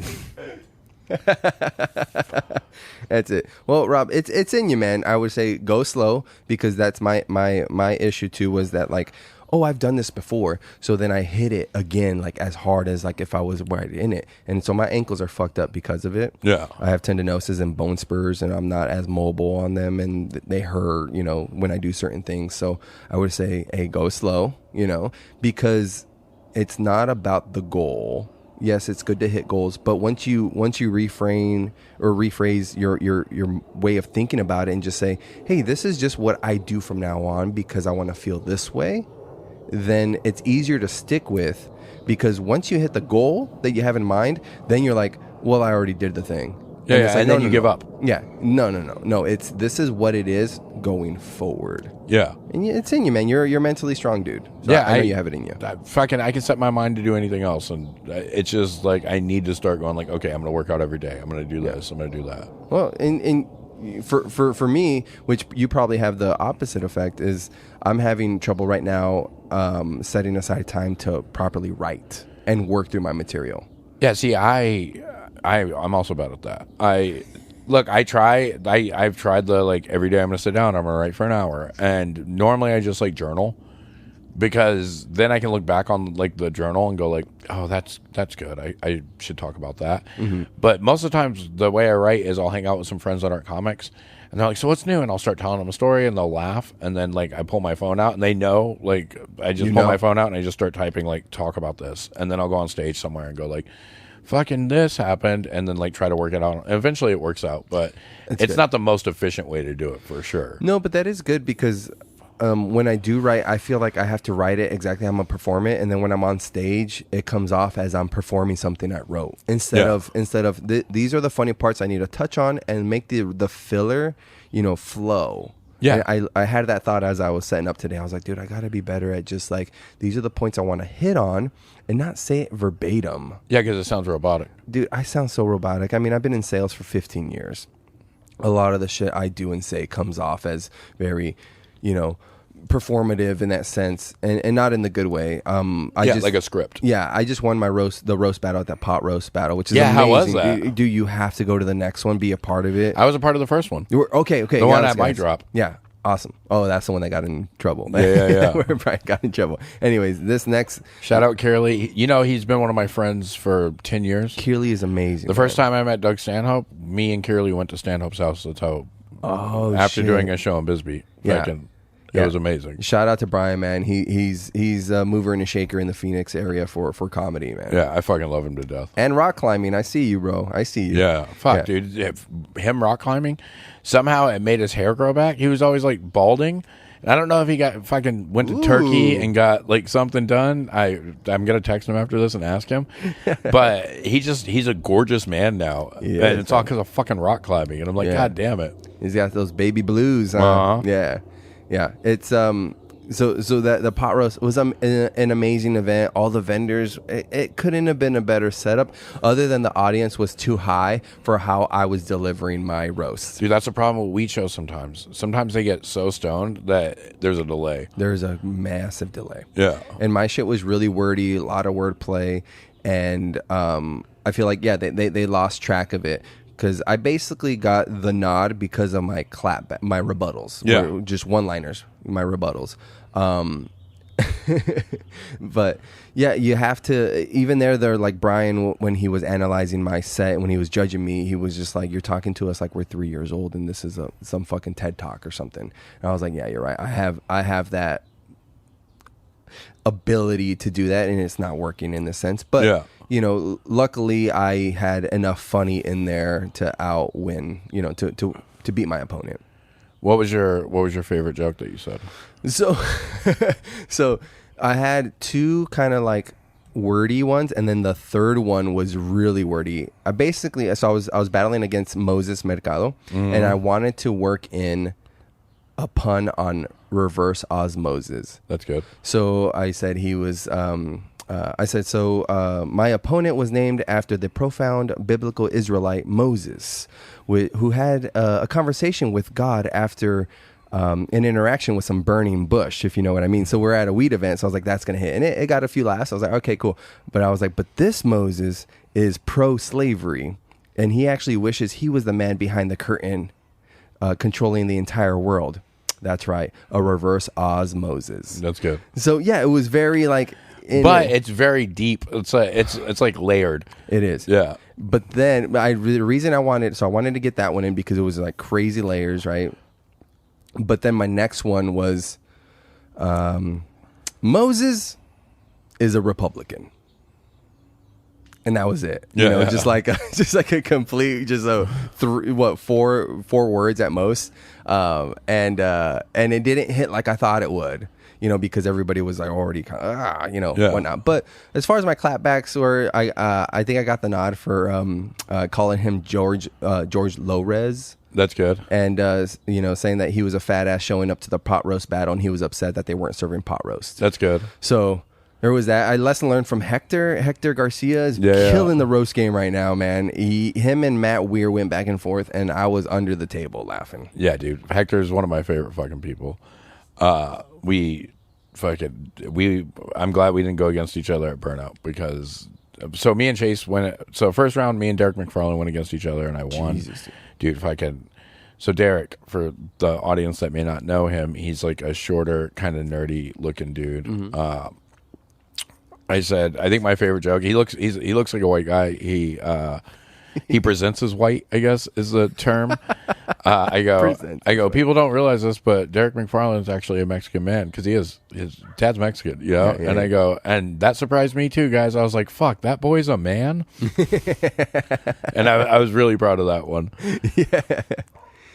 Oh man, I love roasts. Yeah, me too. I never, like when you said, like I never considered myself a comic, but I did grow up watching a ton of comedy, reciting it, bits. You know, a lot of the Latin comics. I would watch this show called Que Loco, I think is what it was called. I know Que Loco. Yeah, and I would be on the bus the next day talking to my friends there and be like, "Dude, did you see this? Like he said this line." He reciting them. I would always look up. I remember I would visit this website back in the day. I forgot what it was called, but there was just reading jokes, and I wasn't a class clown. Like I loved to be in school. I was, you know, in the advanced classes. Like I really loved to perform at school and get recognition for it. So I never considered myself the class clown. I always watched Mad TV, sketch comedy. Dude, my step cousin was in the first like 3 seasons of Mad TV. Oh, really? Yeah. Damn, dude. Yeah, my buddy Ed, who he actually he was in the school at Second City. And his brother has stayed in it. His brother's married to Stephanie Weir, who was on Mad TV. Oh, yeah. And my buddy Ed, his teachers were Stephen Carell and Stephen Colbert. Yeah. Like, and holy then shit. They went off to be fucking amazing. And he was like, I can't do this. I got a family. I got to do this, do that. But anyways, he reached out and he wants to start this new alcohol-themed improv show. And he wants me to be the first guest. And I'm like, dude, I'm completely honored. And we've done something like it before, which I think is hits. I mean, this guy is awesome to have around. He's older. He's like 56. He's in my workout group. I try to compete with him in that sense. Like he's still fucking bringing it, and he's funny, man. He's got improv is in his fucking DNA, and so I'm looking forward to that. But yeah, I never considered myself a comic until like you mentioned that. How do you get started? Well, I just hit an open mic, and I'm just like, oh, this is how the sausage is made. Yeah. That's what I tell new people when someone will come up to me after a show and they'll be like, I want to do this. How do I do it? I'm like, just show up. It's literally, that's all you have to do. And I always warn them, I'm like, hey, the first few years kind of suck. Mm-hmm. But it sucks in a fun way. You know, because even if you're not killing it, you're watching people kill it. Yeah. And you're making friends. And you look back, man. I mean, you look back at all these, you know, a lot of the stories that we have to tell, and we tell around campfires, we're having a cigar, you know, a shot. It's all about adversity that you had to deal with that you got yourself out, man. And that's what it is, man. It's not, and that's I guess that's the thing, that the downside to social media is that everybody's always posting like where they're winning and where they're killing it. And that's why I like to share, you know, how the sausage is made, man. I've shared plenty of videos of me just bombing. Yeah. And shit not hitting because I want to make it accessible to someone that is hilarious but is just too scared to get up there. And it's like, listen, man. And I've had this thought recently, actually. I have a failed marriage. Yeah. I failed at the most important thing in life, in my opinion, at that point, a marriage, and letting my kids down by leaving. Yeah. I'll fail at fucking anything else at this point. Yeah, it doesn't matter. It does not matter. That's the biggest thing I've learned, like, in comedy, is once I stopped caring about bombing, it didn't matter. And, like, you get exponentially better at that. Like, I bombed super hard one night. And, again, Andy Steinberg, he was, like, my mentor. Speaking of Mad TV, Ari Spears. Oh, what a great. So, Andy's his feature. Okay. He moved to New York so that they could live together and do a podcast called Steinberg and Spears, which, shout out to Steinberg and Spears. But this guy was the funniest comic when I started. And one day I bombed and I was all in my feelings about it. And he was talking to me and he was like, what are you doing tomorrow? And I was like, oh, I'm fucking at the Speakeasy. And he was like, oh, so you have another show tomorrow? And I'm like, yeah. And he's like, so why are you so worried about tonight? And I was like, what do you mean? He's like, tomorrow's a new day. Fucking. And it like unlocked something in me. So the next day I went on stage not giving a fuck. I was just like, cool, I know I have another show tomorrow night. Like fucking I'm gonna do what I want to do. And fucking it opened all the doors. Like instantly everything started making way more sense. It does, man. That I don't give a fuck. I'm gonna continue. I'm gonna trudge forward because it doesn't matter. You're gonna get knocked down. You're gonna get losses on your record, but you come back and you come back stronger. And that's what people admire, is the fight in you. Like I would do a joke, and if it didn't hit, immediately I'd be like, well, that's new, guys. Like I would start apologizing to the crowd. And now if a joke doesn't hit and I wrote it, I just go, you guys are fucking dumb. How did you not find that? And like the crowd will start laughing at that. And I'm like, let me explain it to you. And like they fucking love it, you know? Do you fuck with golf? No. Okay. So everybody I know fucks with golf, and I need to get into it. I think the only reason I haven't yet is because I'm left-handed and I can't borrow clubs because all my friends are right-handed. But I really want to fucking start playing golf. I'm gonna find you some left-handed sets, man. Okay. I got one of my homies that I grew up with, who I'm very proud of, Boomer, man. I'm gonna send this to you. Very proud of him. Troubled youth, was in prison, and one of our schoolmates was his prison guard. You know, oh, that's so awkward. And he came out, man, and he really just, really just hung his hat on the positivity side of things and was promoting, all this positivity. And I'm like, dude, I love it. I love it. So he was like, I got really into golf over COVID. Yeah. Played like 50 times in 1 year, do a lot. And so he was like, I kind of want to get into it. So I hit up all the Goodwills I could, and I found him a lefty set of clubs, man. So I'm gonna do that for you, man, because I really appreciate golf. It's looked down upon because it's like, oh, this expensive thing, and only like rich white people do it. Yeah. But it's a mental puzzle, and it's you against you. I equate it to doing all the open mics. So you can do, what's your favorite open mic? Dude, this sounds like a dickhead thing. I don't do a ton of them anymore because I'm doing like guest spots at clubs. Okay. But I like way it works. Same thing though. Woodshed is like the worst place in the world, but I love that because I can pop in and fucking, if I can get everybody to shut the fuck up, like I'm like, oh, I accomplished something. Well, Woodshed is great because there's all this noise that you have to deal with, right? Yeah. And so with golf, there's all this noise in your own head that you have to get out of. So you can play the same golf course and you can do Woodshed week after week after week, every night on Wednesday night. Yeah. But it'll perform differently because you don't know who's going to be in the crowd. You know who's going to be paying attention. You don't know what the vibe's going to be that night. And you're going to be performing differently anyways. The same thing with playing golf. You can play the same course every week and you're going to play it completely different. The ball's not going to land in the same spot every time. Yeah. So every time you walk up to the ball, I'm analyzing, okay, where does it sit? Okay, I need a different club because it's in this high grass, or it's here, or it's there. Oh, okay, I need to hit it past this bunker. I need to hit here. I got 80 yards to go. Which stick I'm going to use? Okay, and then it's how do you learn which one does what and all that? That's the thing. Yeah. So you should have the same swing for the most part for pretty much every club. It's just each one is going to hit it further because of the face gets more open. Yeah, each one's a different caliber almost. Yeah, exactly. So the more flat one will hit it lower and further, and the more it opens up. So your higher number ones, your 9 wood or 9 iron would be one of your highest ones before you get into the wedges. Arches. It goes high and hits soft and doesn't keep rolling, right? So every time you walk up to the ball, it's a new fucking problem to solve. And then, not even to say that, once you get onto the green, it's putting, man. You can hit for show or putt for dough. Your putting is where you're fucking, that's where everything resides, right? Yeah, that's all the you have to be on point. You have to be laser focused. Yes. So, and you have to curve it sometimes. It's all about getting out of your head because I played football, soccer, and baseball. I need to hit that guy as hard as possible. I need to kick the ball as far as possible. I need to hit the ball as hard as possible. I need to throw it as hard as possible. And golf is the opposite. You want to be completely smooth and fluid, which is like when you're on the stage, you want to be smooth, loose, fluid to deliver it right. And all you need is one joke to hit.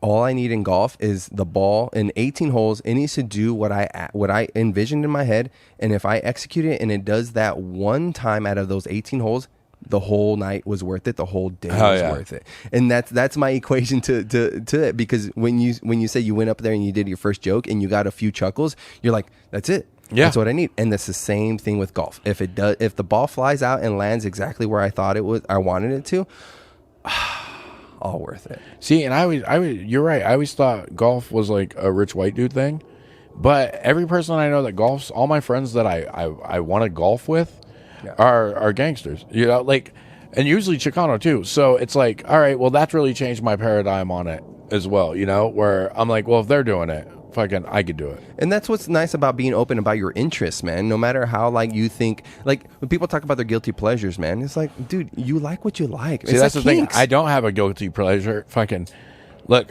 somebody asked me, like, I'm not necessarily going to tell you all my shit unless you ask me directly. But if somebody asks me, like, what do you think about fucking 90 Day Fiance? I'm like, love that shit, dog. If you say, what do you think, like, what album do you jam a lot? Justin Timberlake, for sure. Like, I mean, I might listen to a ton of gangster rap and a ton of underground rap, but occasionally you just got to put some fucking Justin Timberlake on. You know, you need man of the woods. Like, well, not only that, man. Do the ladies love Justin Timberlake? Oh, for sure. Do you love ladies? Yes. Then you better know a little Justin Timberlake, man. Yeah. You gotta relate. Yeah, fucking, and like, I'm not gonna listen to something like, I'm not a real big Carly Rae Jepsen fan or whatever, but girls love her too. But she's a Call Me Maybe chick. I think. Yeah. Dude, that song ruined my life because I started comedy when it came out. So every fucking host would bring me up with some Call Me Maybe joke. They would play, yes, that's they'd right. play the fucking music every time I was going on stage. I'm like, yeah, we get it. All right, like. That's the issue with also being pigeonholed, right? I hate being put in a box. So that's the other reason why I'm vocal with my interest and all that, because cool, you want to see me, okay, this guy's you know, now, you know, this guy's fit, this guy's into this guy's into that. Dude, I like to nerd out with the best of them. In certain subjects. And if I'm not familiar with it, I'm very interested in what makes you know, love this, you know. Yeah, I love people's passions. Yeah, man. Yeah. So that's listen, I've done coke a handful of times. Yeah. And I've had great experiences on it. And what I notice is that I don't, you know, vomit at the mouth with like whatever I want to do. No. It makes me hyper interested in whatever you got going on. Yeah. So you'll bring up, you know, Carly Rae Jepsen. I was like, cool, man. Have you listened to her catalog? Like, what's your favorite song? What do you think, you know, her as an artist? Because the other thing about music is that the most popular song from an artist is probably the one they don't like the most either. Yeah. You know, and it's just the most catchy. It's the one that got them off the ground. And then next thing you know, they have to play this fucking song that the masses liked, but it doesn't speak to their soul like the rest of their catalog does. Yeah, there's a Aesop Rock song. Aesop Rock is like this underground rapper. There's an Aesop Rock song. The first song that ever like people were like passing around was a song called No Regrets. Yeah. And it's a story song about this chick that only painted her whole life, and now she's on her deathbed, and the nurse is asking her, and she was like, dude, I did what I wanted my whole life, you know? Yeah. Song's great, but it got passed around so much, and he never does it live. So I found a video on YouTube. He's at like a record store, and it's that song live, and he starts it off by going, you love this song, but I hate this song. And I was like, yeah, because everybody requests it, you get tired of it. Yeah. Like, you always want to hear the deep cuts on someone's album, I think, you know? I do. I do, in the sense that, like, that's the thing about a live show. Listen, you know, I wasn't the biggest fan of country, and I'm not the biggest fan of country that's, you know, on the country radio. I love more bluegrass type stuff. But, you know, seeing an artist perform some shit. Oh, perfect one, which I brought them up, and they've been on the podcast. There's a local act here called Snailmate. Okay. It's a duo, and it sounds like there's 4 people in the band, right? Oh, yeah, that's badass. They do nerd rap, synth core with like heavy breakdowns. Crazy group. I would not listen to them, but I saw them live. Yeah. And I get who's in the group? I get chills. It is Kalen, whose brother is in a completely different act called the Sugar Thieves, more folky. Yeah. Sugar Thieves sounds like a folk band. Yeah, folk band. Like, and his brother's in that. But he's a bartender at Rebel Lounge. So if you see Kalen love there. Rebel. I'm drawing a blank. Rebel just got voted the best music venue in the world. Amazing, man. Yeah. Jay Leben, he does sound there too. Amazing. Yeah. I've played there once, and I've been to a handful of shows there. Amazing venue. One of the hip hop groups I produced way back in the day, early 2000s, played there, and then we did Burnout there one time. Yeah. Oh, that would be a good stage for Burnout. It was fucking phenomenal. I got out in the first round, which I pride myself on my roast. Cam Sneed, do you know him? Yes. He's half black and Asian.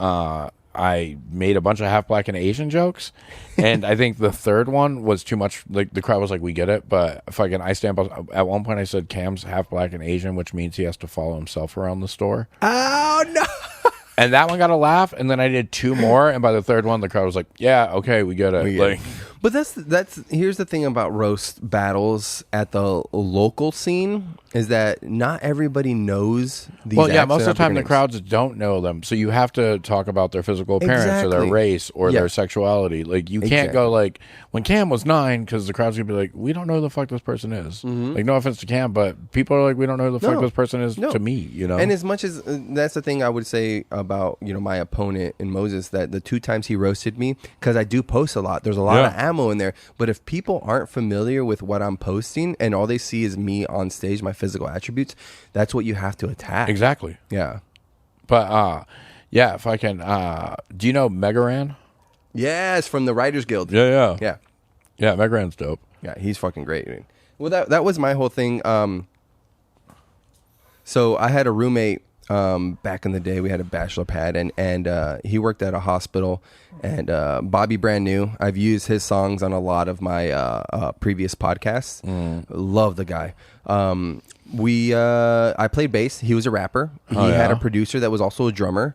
And his coworker, Kalen Gross, sick, one of the best guitarists in Arizona. He plays for the Rolling Blackouts, Psychedelephant, Danger Paul, and Tick Tick Boom, which is a cover band. You'll see them playing like at Copper Blues and all that stuff.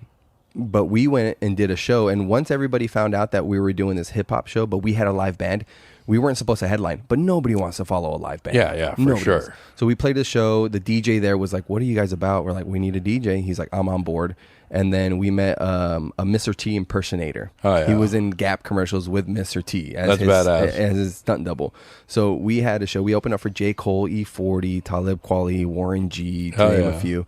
And it was fucking great. So I've always loved hip hop, especially because you know that most of the time the beats are sampled. Yeah. So not only do I like this song, but if I like the sample, I'm gonna check out that artist's song. Yeah, And if I the like original? if I like the original, well, then I might like more of their songs. So it opens you up to a whole different artist and genre and all that. Yeah, that something you normally- never would have expected. Yeah. There's a website who sampled that.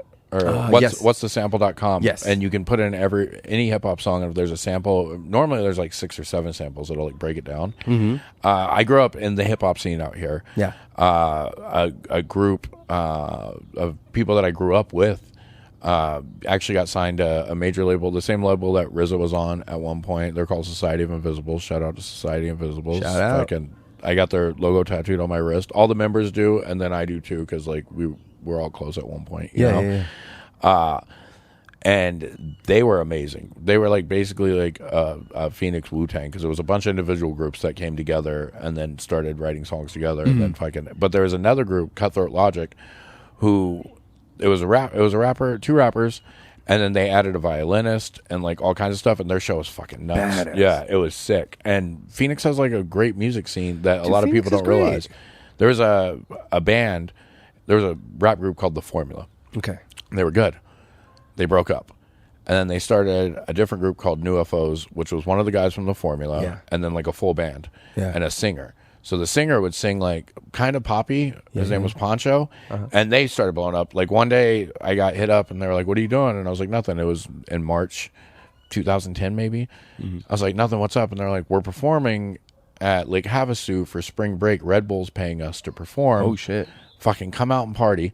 So me and a few friends go out. We have these special laminates where at any bar, if we order Red Bull and whatever, it's free. Oh shit. And fucking wild out. So the rapper in the group, this dude Lifted, we were friends, and I hit him up one day and I was like, "Yo, what are you doing? Like, I haven't heard from you in like a year and a half, 2 years."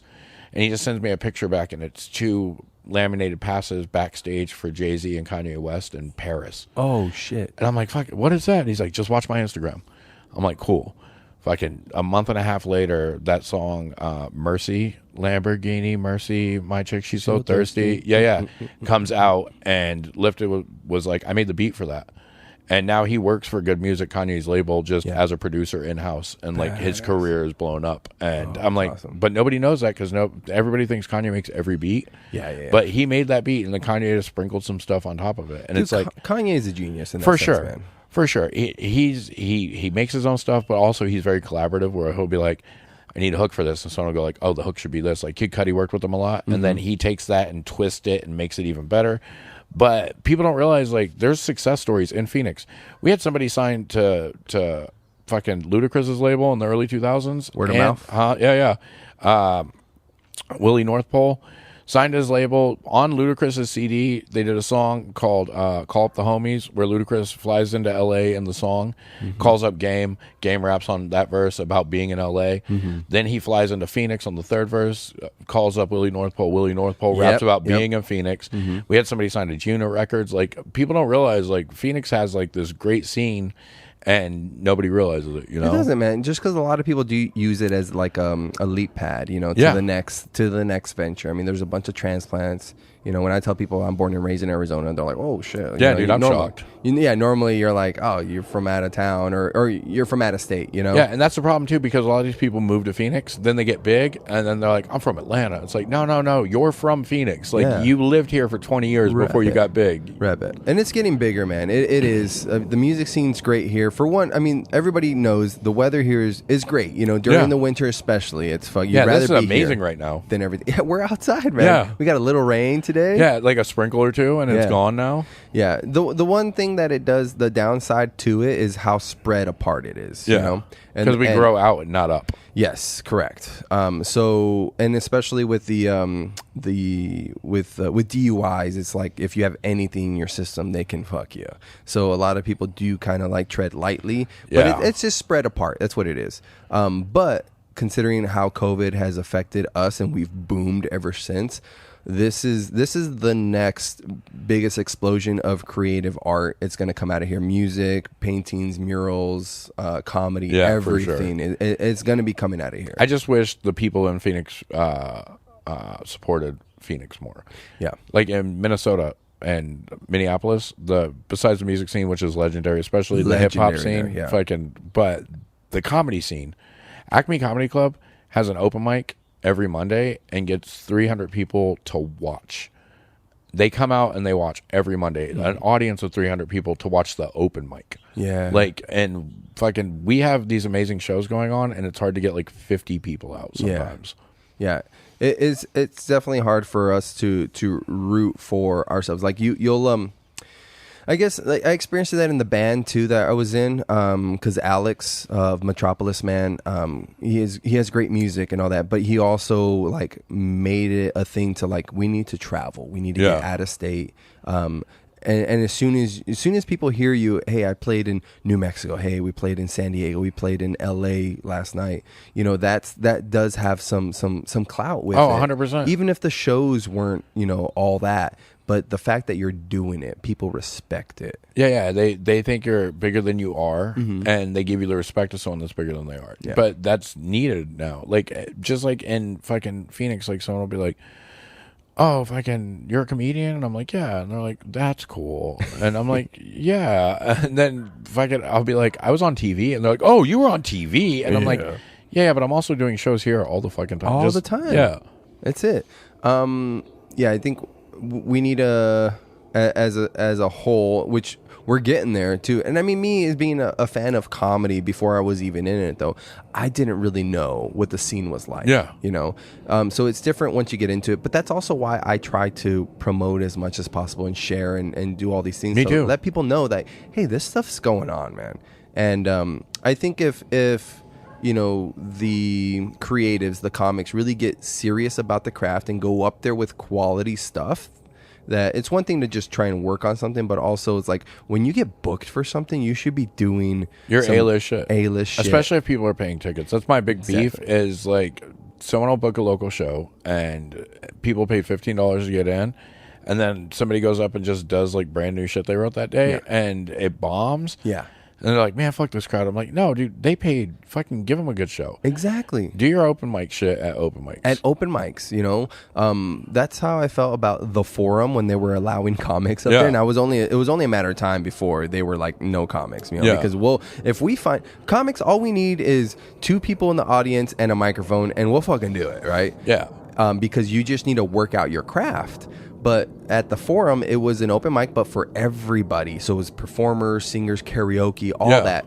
So comics were treating it as an open mic, but I was like, it's not an open mic, man. Yeah. Here's an actual audience. It's a captive audience, and they didn't come for comedy, so you could really fucking build a fan base like that. Exactly. I used to love doing mixed open mics because it's like, oh, okay, there's a 6-person band waiting to go up and do 10 minutes, but they have to wait there. Yeah. Fucking these are 6 people who have never heard of me before. Exactly. Like, I'm going to go up, I'm going to do some solid shit, and hopefully make a fan or 2. Yeah, because most open mics are just comics waiting for their turn to go. Yeah. Dude, I got to hit the pisser, man. Let's take a break. Yeah, I also have to piss, too. All right, let's go. Rob, you make this so fun, man. I wanted to do another shot, but I was like, I got to relax, dude. Yeah, you got to pick the kids up. yeah. So I got water in here now, guys, okay? Relax. Sure he does. Some of that fire water. What's your craziest drunken story, man? When I was 20. So I went to a bar that my buddy Sean would go to. He was 21.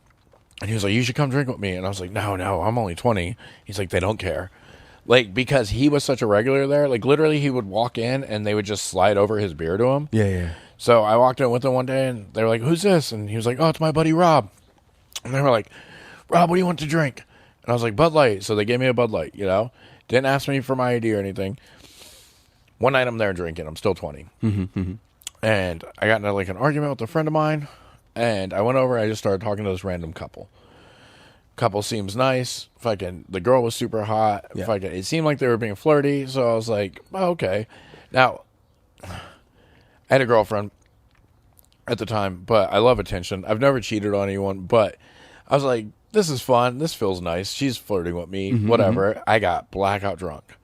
And I woke up the next day with no shoes on and no wallet on a beach in Mexico. Oh, shit. Yeah, and I have no idea. To this day. Wait, were you in Mexico to begin with? No. I was in Phoenix. I was in West Phoenix. What? Yeah, and I don't know how it happened. My friend said you were leaving with them to go to a different bar. Woke up in Mexico. Had to call my boss because he was like my guardian too. My mom moved away when I was 16. She was like, I'm moving to upstate New York, and I was tired of moving because I moved around a lot. So I was like, I'm getting my own place. But so my boss kind of looked after me. I lived on my own, but he would fucking, if I got in trouble, I called him, you know? Ooh, excuse me. So I called him and I was like, Steve, I'm in Rocky Point. He's like, great, man. You're not coming into work today, I guess. It was a door-to-door sales job. We could work whenever the fuck we wanted. Yeah. And I was like, I need you. Excuse me. I was like, I need you to bring some sort of ID down to the border so I can get back in. And he was like, okay. And that's what he did. He dropped everybody off on their fucking sales routes and fucking drove down and picked me up. Damn. Yeah. And I still, to this day, have no idea. Like, I want to find the couple and be like, what the fuck happened? It was like my own little hangover experience. Dang, dude. Do you feel like they might have drugged you at all? Or no, I think I just drank too much. Yeah. Yeah. Oh my God, dude. So you drank so much you found yourself in another country. Yeah. And fucking no wallet, no shoes. And I don't know if they took the wallet and the shoes or someone else did when I was like passed out on the beach or something. Yeah. But to this day, I'm still like, I have no fucking clue what went on. Damn. Dude. Also, one time I got super drunk, and the next day my buddy Sean was like, dude, fucking, I didn't know you spoke Spanish. And so I grew up, my stepmom, her parents are from Chihuahua. Like, they spoke no English. Yeah. And they used to babysit me when I was a kid. I was like 8, 9. And I used to speak pretty good Spanish to them. But I moved out here and ironically didn't use it a lot. So I can, like, if people are speaking Spanish, I can pick up a lot of it. I just can't speak it myself. Yeah, like, I can say "que hora es," like, what time is it? Shit like that. Yeah. But, like, Apparently, I got blackout drunk, and I was at Filiberto's, and I was just talking to the dude in Spanish. Like my animal instinct brain kicked in, and I was like, "Oh, he's speaking Spanish." It's survival technique. Yeah, you're in a Spanish restaurant, so I'm gonna do it. So apparently, if I get blackout drunk, I can speak Spanish. Maybe I told the dude take my shoes in Mexico. Like I don't know, but yeah, that's the wildest. What about you? Oh, wildest drunken story, man. Oh, you're putting me on the spot. You've had 4 minutes to think of it while I was telling you mine. When I was listening to your story, Active man. listening. Fuck. I don't really. I mean, there's my DUI, right? I mean, there's that. Yeah, you said you're from Arizona. Yeah, I'm from Arizona. So the first time I ever got drunk, I lost a battle. Not a battle. It was a Dave Chappelle, the Chappelle Show trivia contest. Oh, fucking dope! I would have loved to have been a part of that. Yeah. So I lost it to my best friend, and I proceeded to chug 7 beers that night, the first time, because I still don't like the taste of beer. I do liquor. I mean, that's what you saw in there. I switched to liquor so that I could have less calories. Yeah, so there's that benefit too, but I never got past the taste. I never got past the feeling I got. Like I have the one bloated beer and I'm just fullness. Like, yeah. Yeah, so I got pretty drunk that night. It was all desert parties in high school, and then I ended up throwing up on my buddy's shoes that gave us a ride. Or no, we gave him a ride home, and I said bye. And he was the guy that coerced me into that. So I was like, that's kind of payback. Yeah. And then the next morning, I had to help my dad build a shed in the back. So it was like July. Yeah, you're summer, just sweating out. He must have smelled it on me. I'm sure. For sure. And so that was my first drunken story. I don't know if I have a more wild one than that. I'm sure it's in there. I would take me too long to find it. I'll let you know at the next open mic. That would be good too. Dude, the first time I ever got drunk, so my older brother Anthony. My first MDMA. Oh yes, story I love Molly. That one. Yeah, Molly. Molly. My first one. That one's wild. Okay, so the first time I got drunk, my older brother Anthony was like my best friend. Him and my other older brother Michael moved out. I was 12, I think. And he would take me over to his house on the weekends because my dad get kind of violent sometimes. So he's like, come hang out at my house on the weekends. So we're hanging out, and one night they're drinking. He's like, you want a beer? And I was like, okay. So I started drinking beers, and then my older brother Michael starts hitting this bong, and I'm just staring at him. And he's like, you want to try? So I get super stoned. I'm drunk. I'm stoned. First time for both. Yeah. And then Anthony was like, all right, I got to take you home now. And I'm like, what the fuck? And he was like, you got school tomorrow. And I'm like, okay. So we're driving. He's driving. I'm in the passenger seat. And he's like, I got to take a leak. So we pull over. We're in small town Texas. And fucking pull over. We're in the alley peeing, and he keeps going like this, like he's going to piss on me. So I do it too, but I piss on him. And instinct kicked in. He punched me right in my mouth. And I started crying because I'm 12 years old. And he goes, oh, no, I'm sorry. And he was like, he always had a thing where he was like, I know you get fucked up by dad all the time. I'm not going to be one to do that to you, you know? Yeah. And he's like, I'm sorry. Please stop crying. He's like, do you want to drive?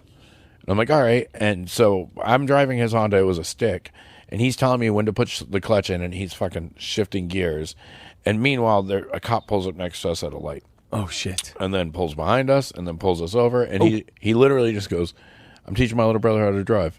And it's Texas. And they were just like, all right, have a good night. And fucking let us go. But yeah, tell me your Molly story. Damn, dude. That's a good one.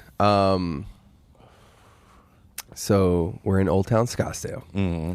It was when I was in the hip hop band. So we always would go out and get bottle service, and it was, comped. We would just tip, all that. So you're stupid not to. Listen, if I go to a bar, I'm spending $60 to $80 as it is on myself. If I can get comped and tip the waitress $60 to $80 and I have a whole bottle to myself. Yeah, for everybody. Exactly. So we go out for my buddy Alex's birthday, essentially. It's Labor Day weekend where I'm in swim trunks because we were out swimming and shit. So we decided to go party afterwards for his birthday, and we get a bottle at Firehouse back in the day. Yep. And so we're killing that, and then my buddy's like, hey, do you want to try some Molly? And I'm like, oh, dude, I don't know. He's like, oh, it's fun, it's great. I was like, yeah, I'm down, dude. So he procures us some. We eat a pizza. I take it. And then 20 minutes later, he's like, how you feeling? I was like, we don't feel anything. Yeah. He's like, what? So he buys me another one.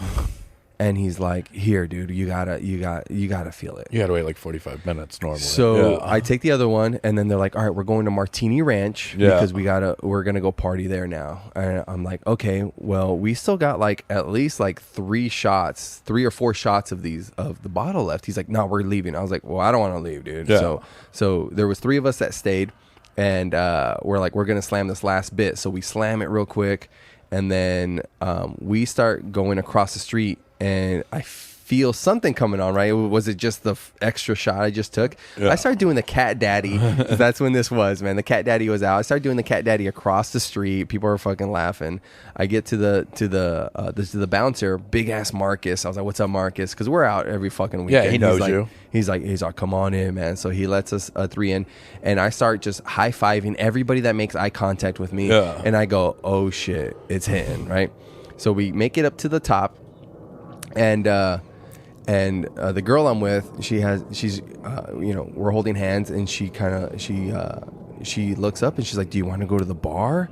And then she looks down, and dude, I got a rager going on in swim trunks, bro. So it's like you can't hide it. And she's like, "Do you just want to go to the dance floor?" I go, "Yeah, let's go." So we go to the dance floor. We're just dancing. I'm pulling people in left and right. We're all just having fun in this packed dance floor. And then she's like, "I want to go dance on the stripper pole." So she gets up on one of the poles. There's another black girl there in like some white shorts. So it really pops, know. And she's getting down, and I shove my face in the girl I'm with in her butt. I'm just doing this. And then my buddy shows up. It's his birthday. And I'm like, "What's up, dude?" And I'm like, "You like her?" And he's all, "Yeah, why not?" And I top her on the leg, and I go, "Hey, come here." And she goes, "What's up?" I was like, "Hey, it's my buddy's birthday. Let him smell your ass." Because it sounds like a great idea. Dude, she looks at me, doesn't skip a beat. She goes, "Pay me." So I reach down into my pocket, pull out whatever cash I have, shove it in her shorts, and she grabs his face and shoves it in her ass. And they go to town. And I go, "How was it?" He's all, "It was smelly, but it was great." It was smelly, but I'd do it again. Yeah, man, that notion, or that moment though, where everything just went yeah, and it hits, and it's just nothing but love, and like you everything sounds better, everything feels better, all that. Yeah, you have no ego, like. It's it, man. And it to me, drugs are like a tool, like a gun. It's a tool, right? And it's why are you using it, and for what purposes? And at that point I was partying, but it wasn't to escape. You know, I was trying to feel the moment more.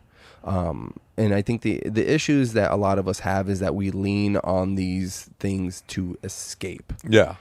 Which there's always a little bit of that when you're going to have a good time anywhere, man. I want to go to the movies because you know what? I want to escape.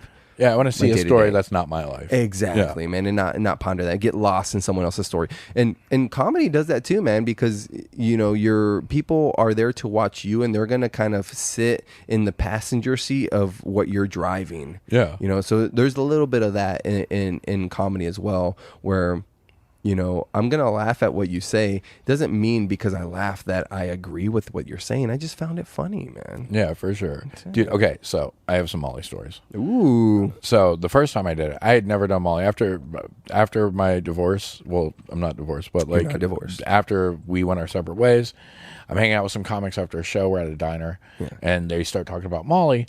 And I'm like, "Oh, dude, that I've never done. I've done acid and mushrooms. I've never done Molly." And one of the comics goes to the bathroom, and I'm talking to everybody else, and then he comes back, and it turns out he had went to his car, and he just goes, "Put your hands out, guys." So we all put our hands out, and then he just puts a Molly pill in each one of our hands, and he goes, "Now take your medicine." So we take it, and we just went to one of the comics' house and sat with our feet in the pool and just talked. And I was like, this is amazing. Fucking the rush came on. It was a light dose. Next time, so... A few months later, I meet this girl at a show, and we spend the whole night together just like hanging out, bullshitting, talking. And then she sends me a message on Facebook, and I was like, "It's about time you messaged me." And then I was like, "Your last name seems familiar." Yeah. And she goes, "Oh, my husband's a fan of yours." And I was like, "Ah, fuck." And then she was like, "Do you want to hang out?" And I was like, "Oh, I'm not a home wrecker." Yeah. And she goes, "It's fine. It's an open thing. Like, he's out of town a lot. He knows about it." And then like he messaged me. I was like, "Dude, it's cool. Go over there." Oh, shit. So I do that. We hang out also, she had fake tits and an amazing, fucking smart, witty personality. Yeah. I think that might have been where this whole like kind of fetish started. Of course. But we hang out a few times, and then she was like, I want to do Molly. I've never done Molly before. So I call a buddy of mine, and I'm like, hey. He's like, weirdly enough, he lived in an apartment complex. He's like, my neighbor sells Molly. And I was like, well, can you get us some? And he was like, yeah. So the first time we took it, it hit us both like super hard. And again, like a lot of people use it and want to go party and stuff, which is fun. I've done that. Yeah. But I really like being with like 2 or 3 people I care about because it kills your ego. It's like a truth serum. So like I just sat with her, and at this point we had gotten like kind of closer. So we just had these really like long conversations. Oh, cool, man. So the next time we do it like a month later, like we're gonna do it once a month if we feel like it, you know. And at one point, I was like, hey, like, I'm fucking rolling my dick off, and, like, I'm sweating, and my eyes are all big, and, like, I'm holding her hand super tight. And I'm like, we can't see each other anymore. And she's like, why not? Like, because that's not what you want to hear on Molly. And I was like, I think I'm falling in love with you, and that's not this thing. And she was like, yeah, that's not a good thing. She's like, I love you too, though, you know, like, blah, blah, blah. But nothing's happening, you know, fucking. So her dude ends up like we stopped hanging out as much. She's like trying to work on things with her guy because he's kind of getting distant. Yeah. Turns out the girl he's seeing like in another city, he's gonna leave the chick I'm seeing. Yeah. You know, he tells her like, hey, we're gonna get divorced. I want to be with this other girl. Oh shit. Yeah, and she's like heartbroken. So the day that she's gonna get divorced, she texts me. She's like, he just left. So I come over and I'm like, how are you? She's like crying. She like literally sweetest fucking person. She's like, I wanted to look pretty for you, but I've been crying a lot. Like her mascara was running. And I was like, no, I get it. It's a tough day. I'm like, change into some pajamas. Let's hang out. I was like, what can make this day better? And she was like, I really want to do Molly. Now, we haven't done it in a while. At the time, we were doing like a double dose every time because we were doing it like once a month. Yeah. So I call my guy and I'm like, hey. And he's like, just your normal order? And I'm like, yeah. That was way too much. Oh, fucking, I take it. Like 15 minutes later, I feel this watering in my mouth. And I puked. When I puked straight up. She had vaulted ceilings, and it fucking touched the ceiling, and it came down. Get out of here. I'm fucking embarrassed. She starts cleaning me up. She's like, it's fine. And she's like tripping pretty hard too. She fucking takes like an extra like cloth that she had, and she takes her shirt off, puts the cloth on, and I'm like, I love this. Like puts it over her face. And she's like, I look like a Mortal Kombat character. I love Mortal Kombat. And she's like, I look like a Mortal Kombat character, don't I? And I'm like, I do. And like, that was great. Now this is a wilder story. So I do comedy at a music festival every year. Yeah. One of the headliners this year was one of the comic headliners. Built his whole act on doing psychedelics. He lives in Denver. I see him, and I'm like, what's up, dude? I haven't seen you in fucking 2 years, 3 years. And he's like, nothing much, man. I'm rolling my dick off right now. And you could tell he was like all sweaty and shit. And it's like fucking 6 o'clock, 7 o'clock in the afternoon. He's like, you should join me. I'm like, well, my guy that I was going to get some from isn't here yet. And another comic walks by and he's like, Rob, do you need Molly? And I'm like, yeah. And he just hands me a rock. And it's like a big rock. Yeah. And I'm like, does anyone have a bag I can crush this up in? But everyone's like, I got a bag, but it has ketamine in it. And I'm like, I don't want to mix. Like, I'm not a dude that. Don't do that. Yeah. So fucking Steve, the headliner, just goes, dude, just take it. And I'm like, how much do you think it is? He goes, probably like 0.15. And I was like, well, that's what I normally take. He's like, yeah, go for it. So I throw it in my mouth. I take my water bottle. I down the fucking thing.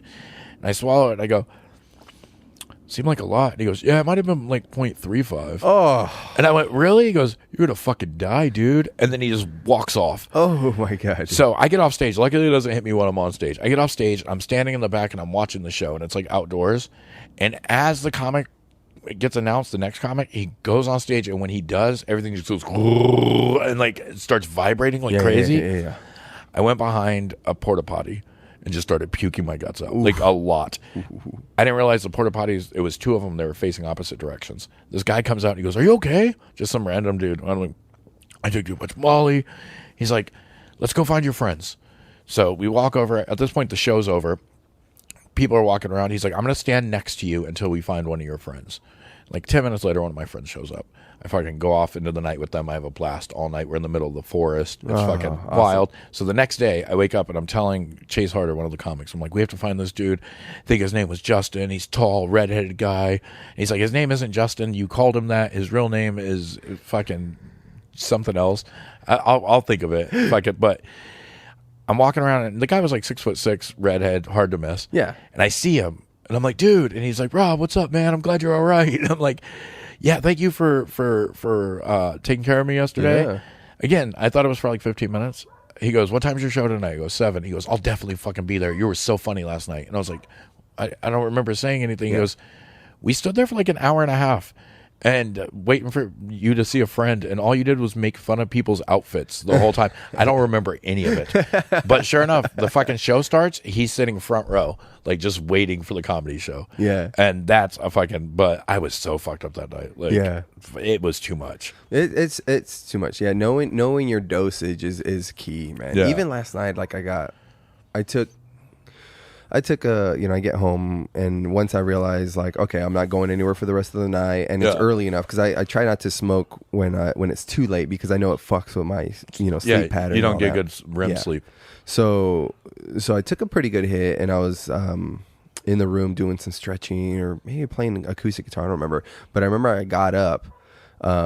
And I went to the table, and as I was walking to the table, I got a little bit of vertigo. Okay, cool, that happens. You get a little lightheaded when you stand up, and then it just goes boom, and I just like sat there with like an elbow on the table, and I'm just like, get it together for like all 15 seconds, and I'm like, cool, all right, and then the wave kind of came. But even that happens with fucking weed, man. It just depends on, the strain, of course, how strong it is and all that, but.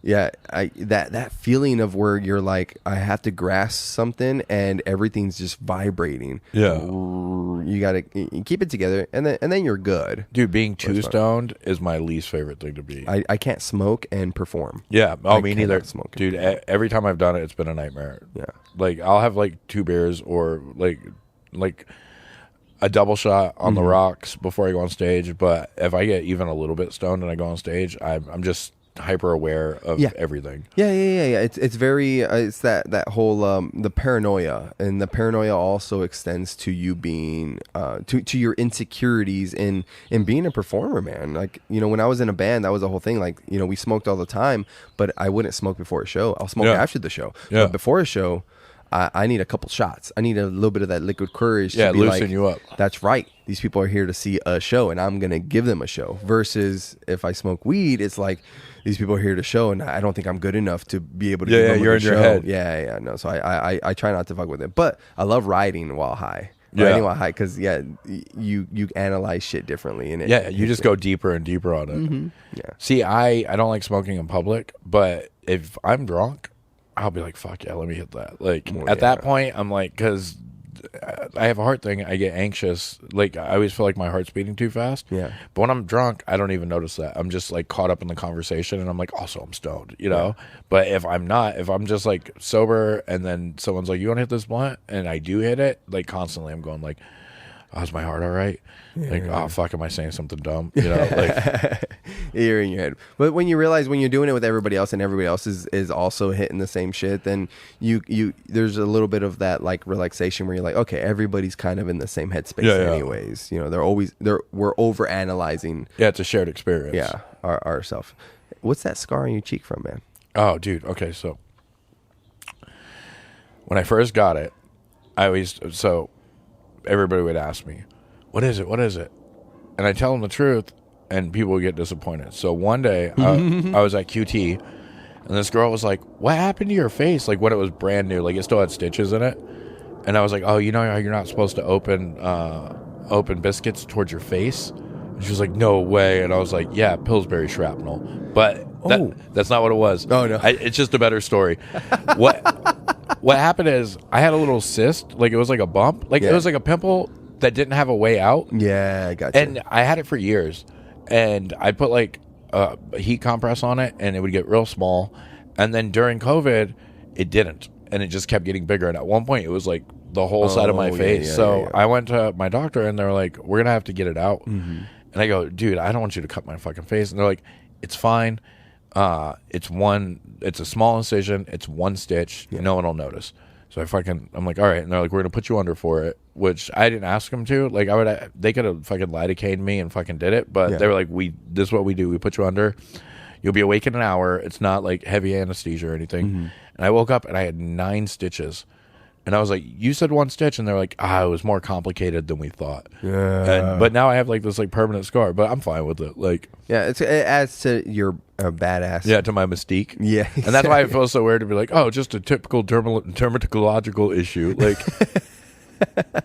so, no, they had to remove this entity inside of me that was, threatening my life. My twin was coming out. But yeah, sometimes if I want to fuck with people, I'll be like knife fight or like something. Yeah. But, yeah, you would say it's, some sort of brawl or scuffle for sure. Dude, so what are you working on in the horizon? Just more shows? Yeah, I want to do more sketches. I want to write sketches and like film them. Yeah. And then more shows. I'm supposed to go on tour in March 7th through April 7th, but that's really turned into like a handful of dates because some of the venues backed out. Gotcha. But yeah, I'll be in Dallas, in Biloxi, in Colorado, and that's about it. Badass, man. But yeah, and just writing more, doing more podcasts. Getting to see the world with comedy, man. Yeah, dude. I love Biloxi, Mississippi. Before COVID, I would do it every year. Oh, yeah. And then since COVID, I've done it once. But this year, I'm bringing out Chase and my buddy Cole, so that'll be fun. They'll Cole get to Eden? experience. Yeah. Cole East. Oh, East. Yeah. I would bring Cole Eden, but I fucking love that dude to death. But it's Cole East this time. Yeah, both Coles are cool. Yeah. What about you? Awesome. I got no book shows coming up, but just podcasts. I got hired on at Game Show Battle Rooms. Yeah. I'm trying to get better with my podcast stuff, and then I actually after or later today I need to see if I can finalize this contract that I just received from a talent agency. So we'll see if I just had some extra questions because we know how those contracts can be, man.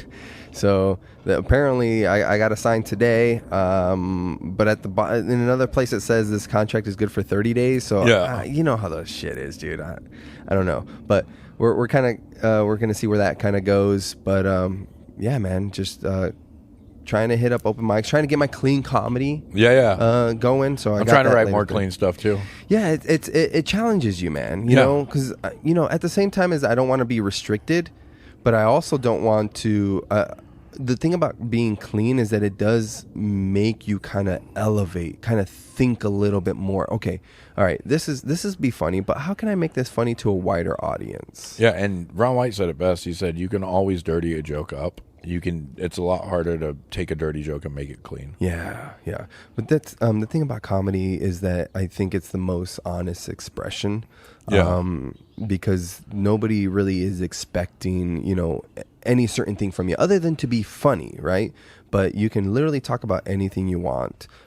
So I think is the most open and free expression, especially because if you allow yourself to laugh at something that you find like, hey, I feel very serious about this, or I hold this in a different light, but you're still able to laugh about it. I think there's freedom in that. Oh, for sure. And once you can't laugh or talk about something, then that holds too much power over you. Oh, for sure. If any subject's off limits to you personally, if you're too close to it, then you definitely need to write jokes about it. I feel like. Yeah. And at that point, I mean, that's ammo for another person to attack you on it. Oh, for sure. Because if you don't take anything serious, nobody can ever hurt your feelings.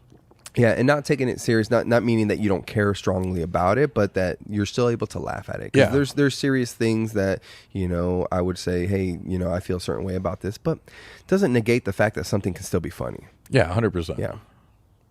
Dude, this was a great episode. Dude, I had a lot of fun. Yeah. I'll have to run it back. You need to do your own podcast. I know, I'm working on it. Produce your music, man, and keep writing, dude. Oh, yeah, dude. You too. Yeah. All right. Thanks for coming on, Rob. You guys follow him. Give him your handles and all that. Rob Maebe, Maebe, like the girl from Arrested Development. It's Maybe Rob on Twitter. Rob.Maebe on Instagram and Threads. Rob Maebe with no period on YouTube. It's all fucked up. And Rob Maebe on TikTok. But if you just put in Maebe, you'll find me. I'm the bald guy. He's the bald guy, guys. Thanks for tuning in. Stay tuned for the next episode and follow my boy. All right, man. Thanks, guys. Love you, brother. Later. Love you too.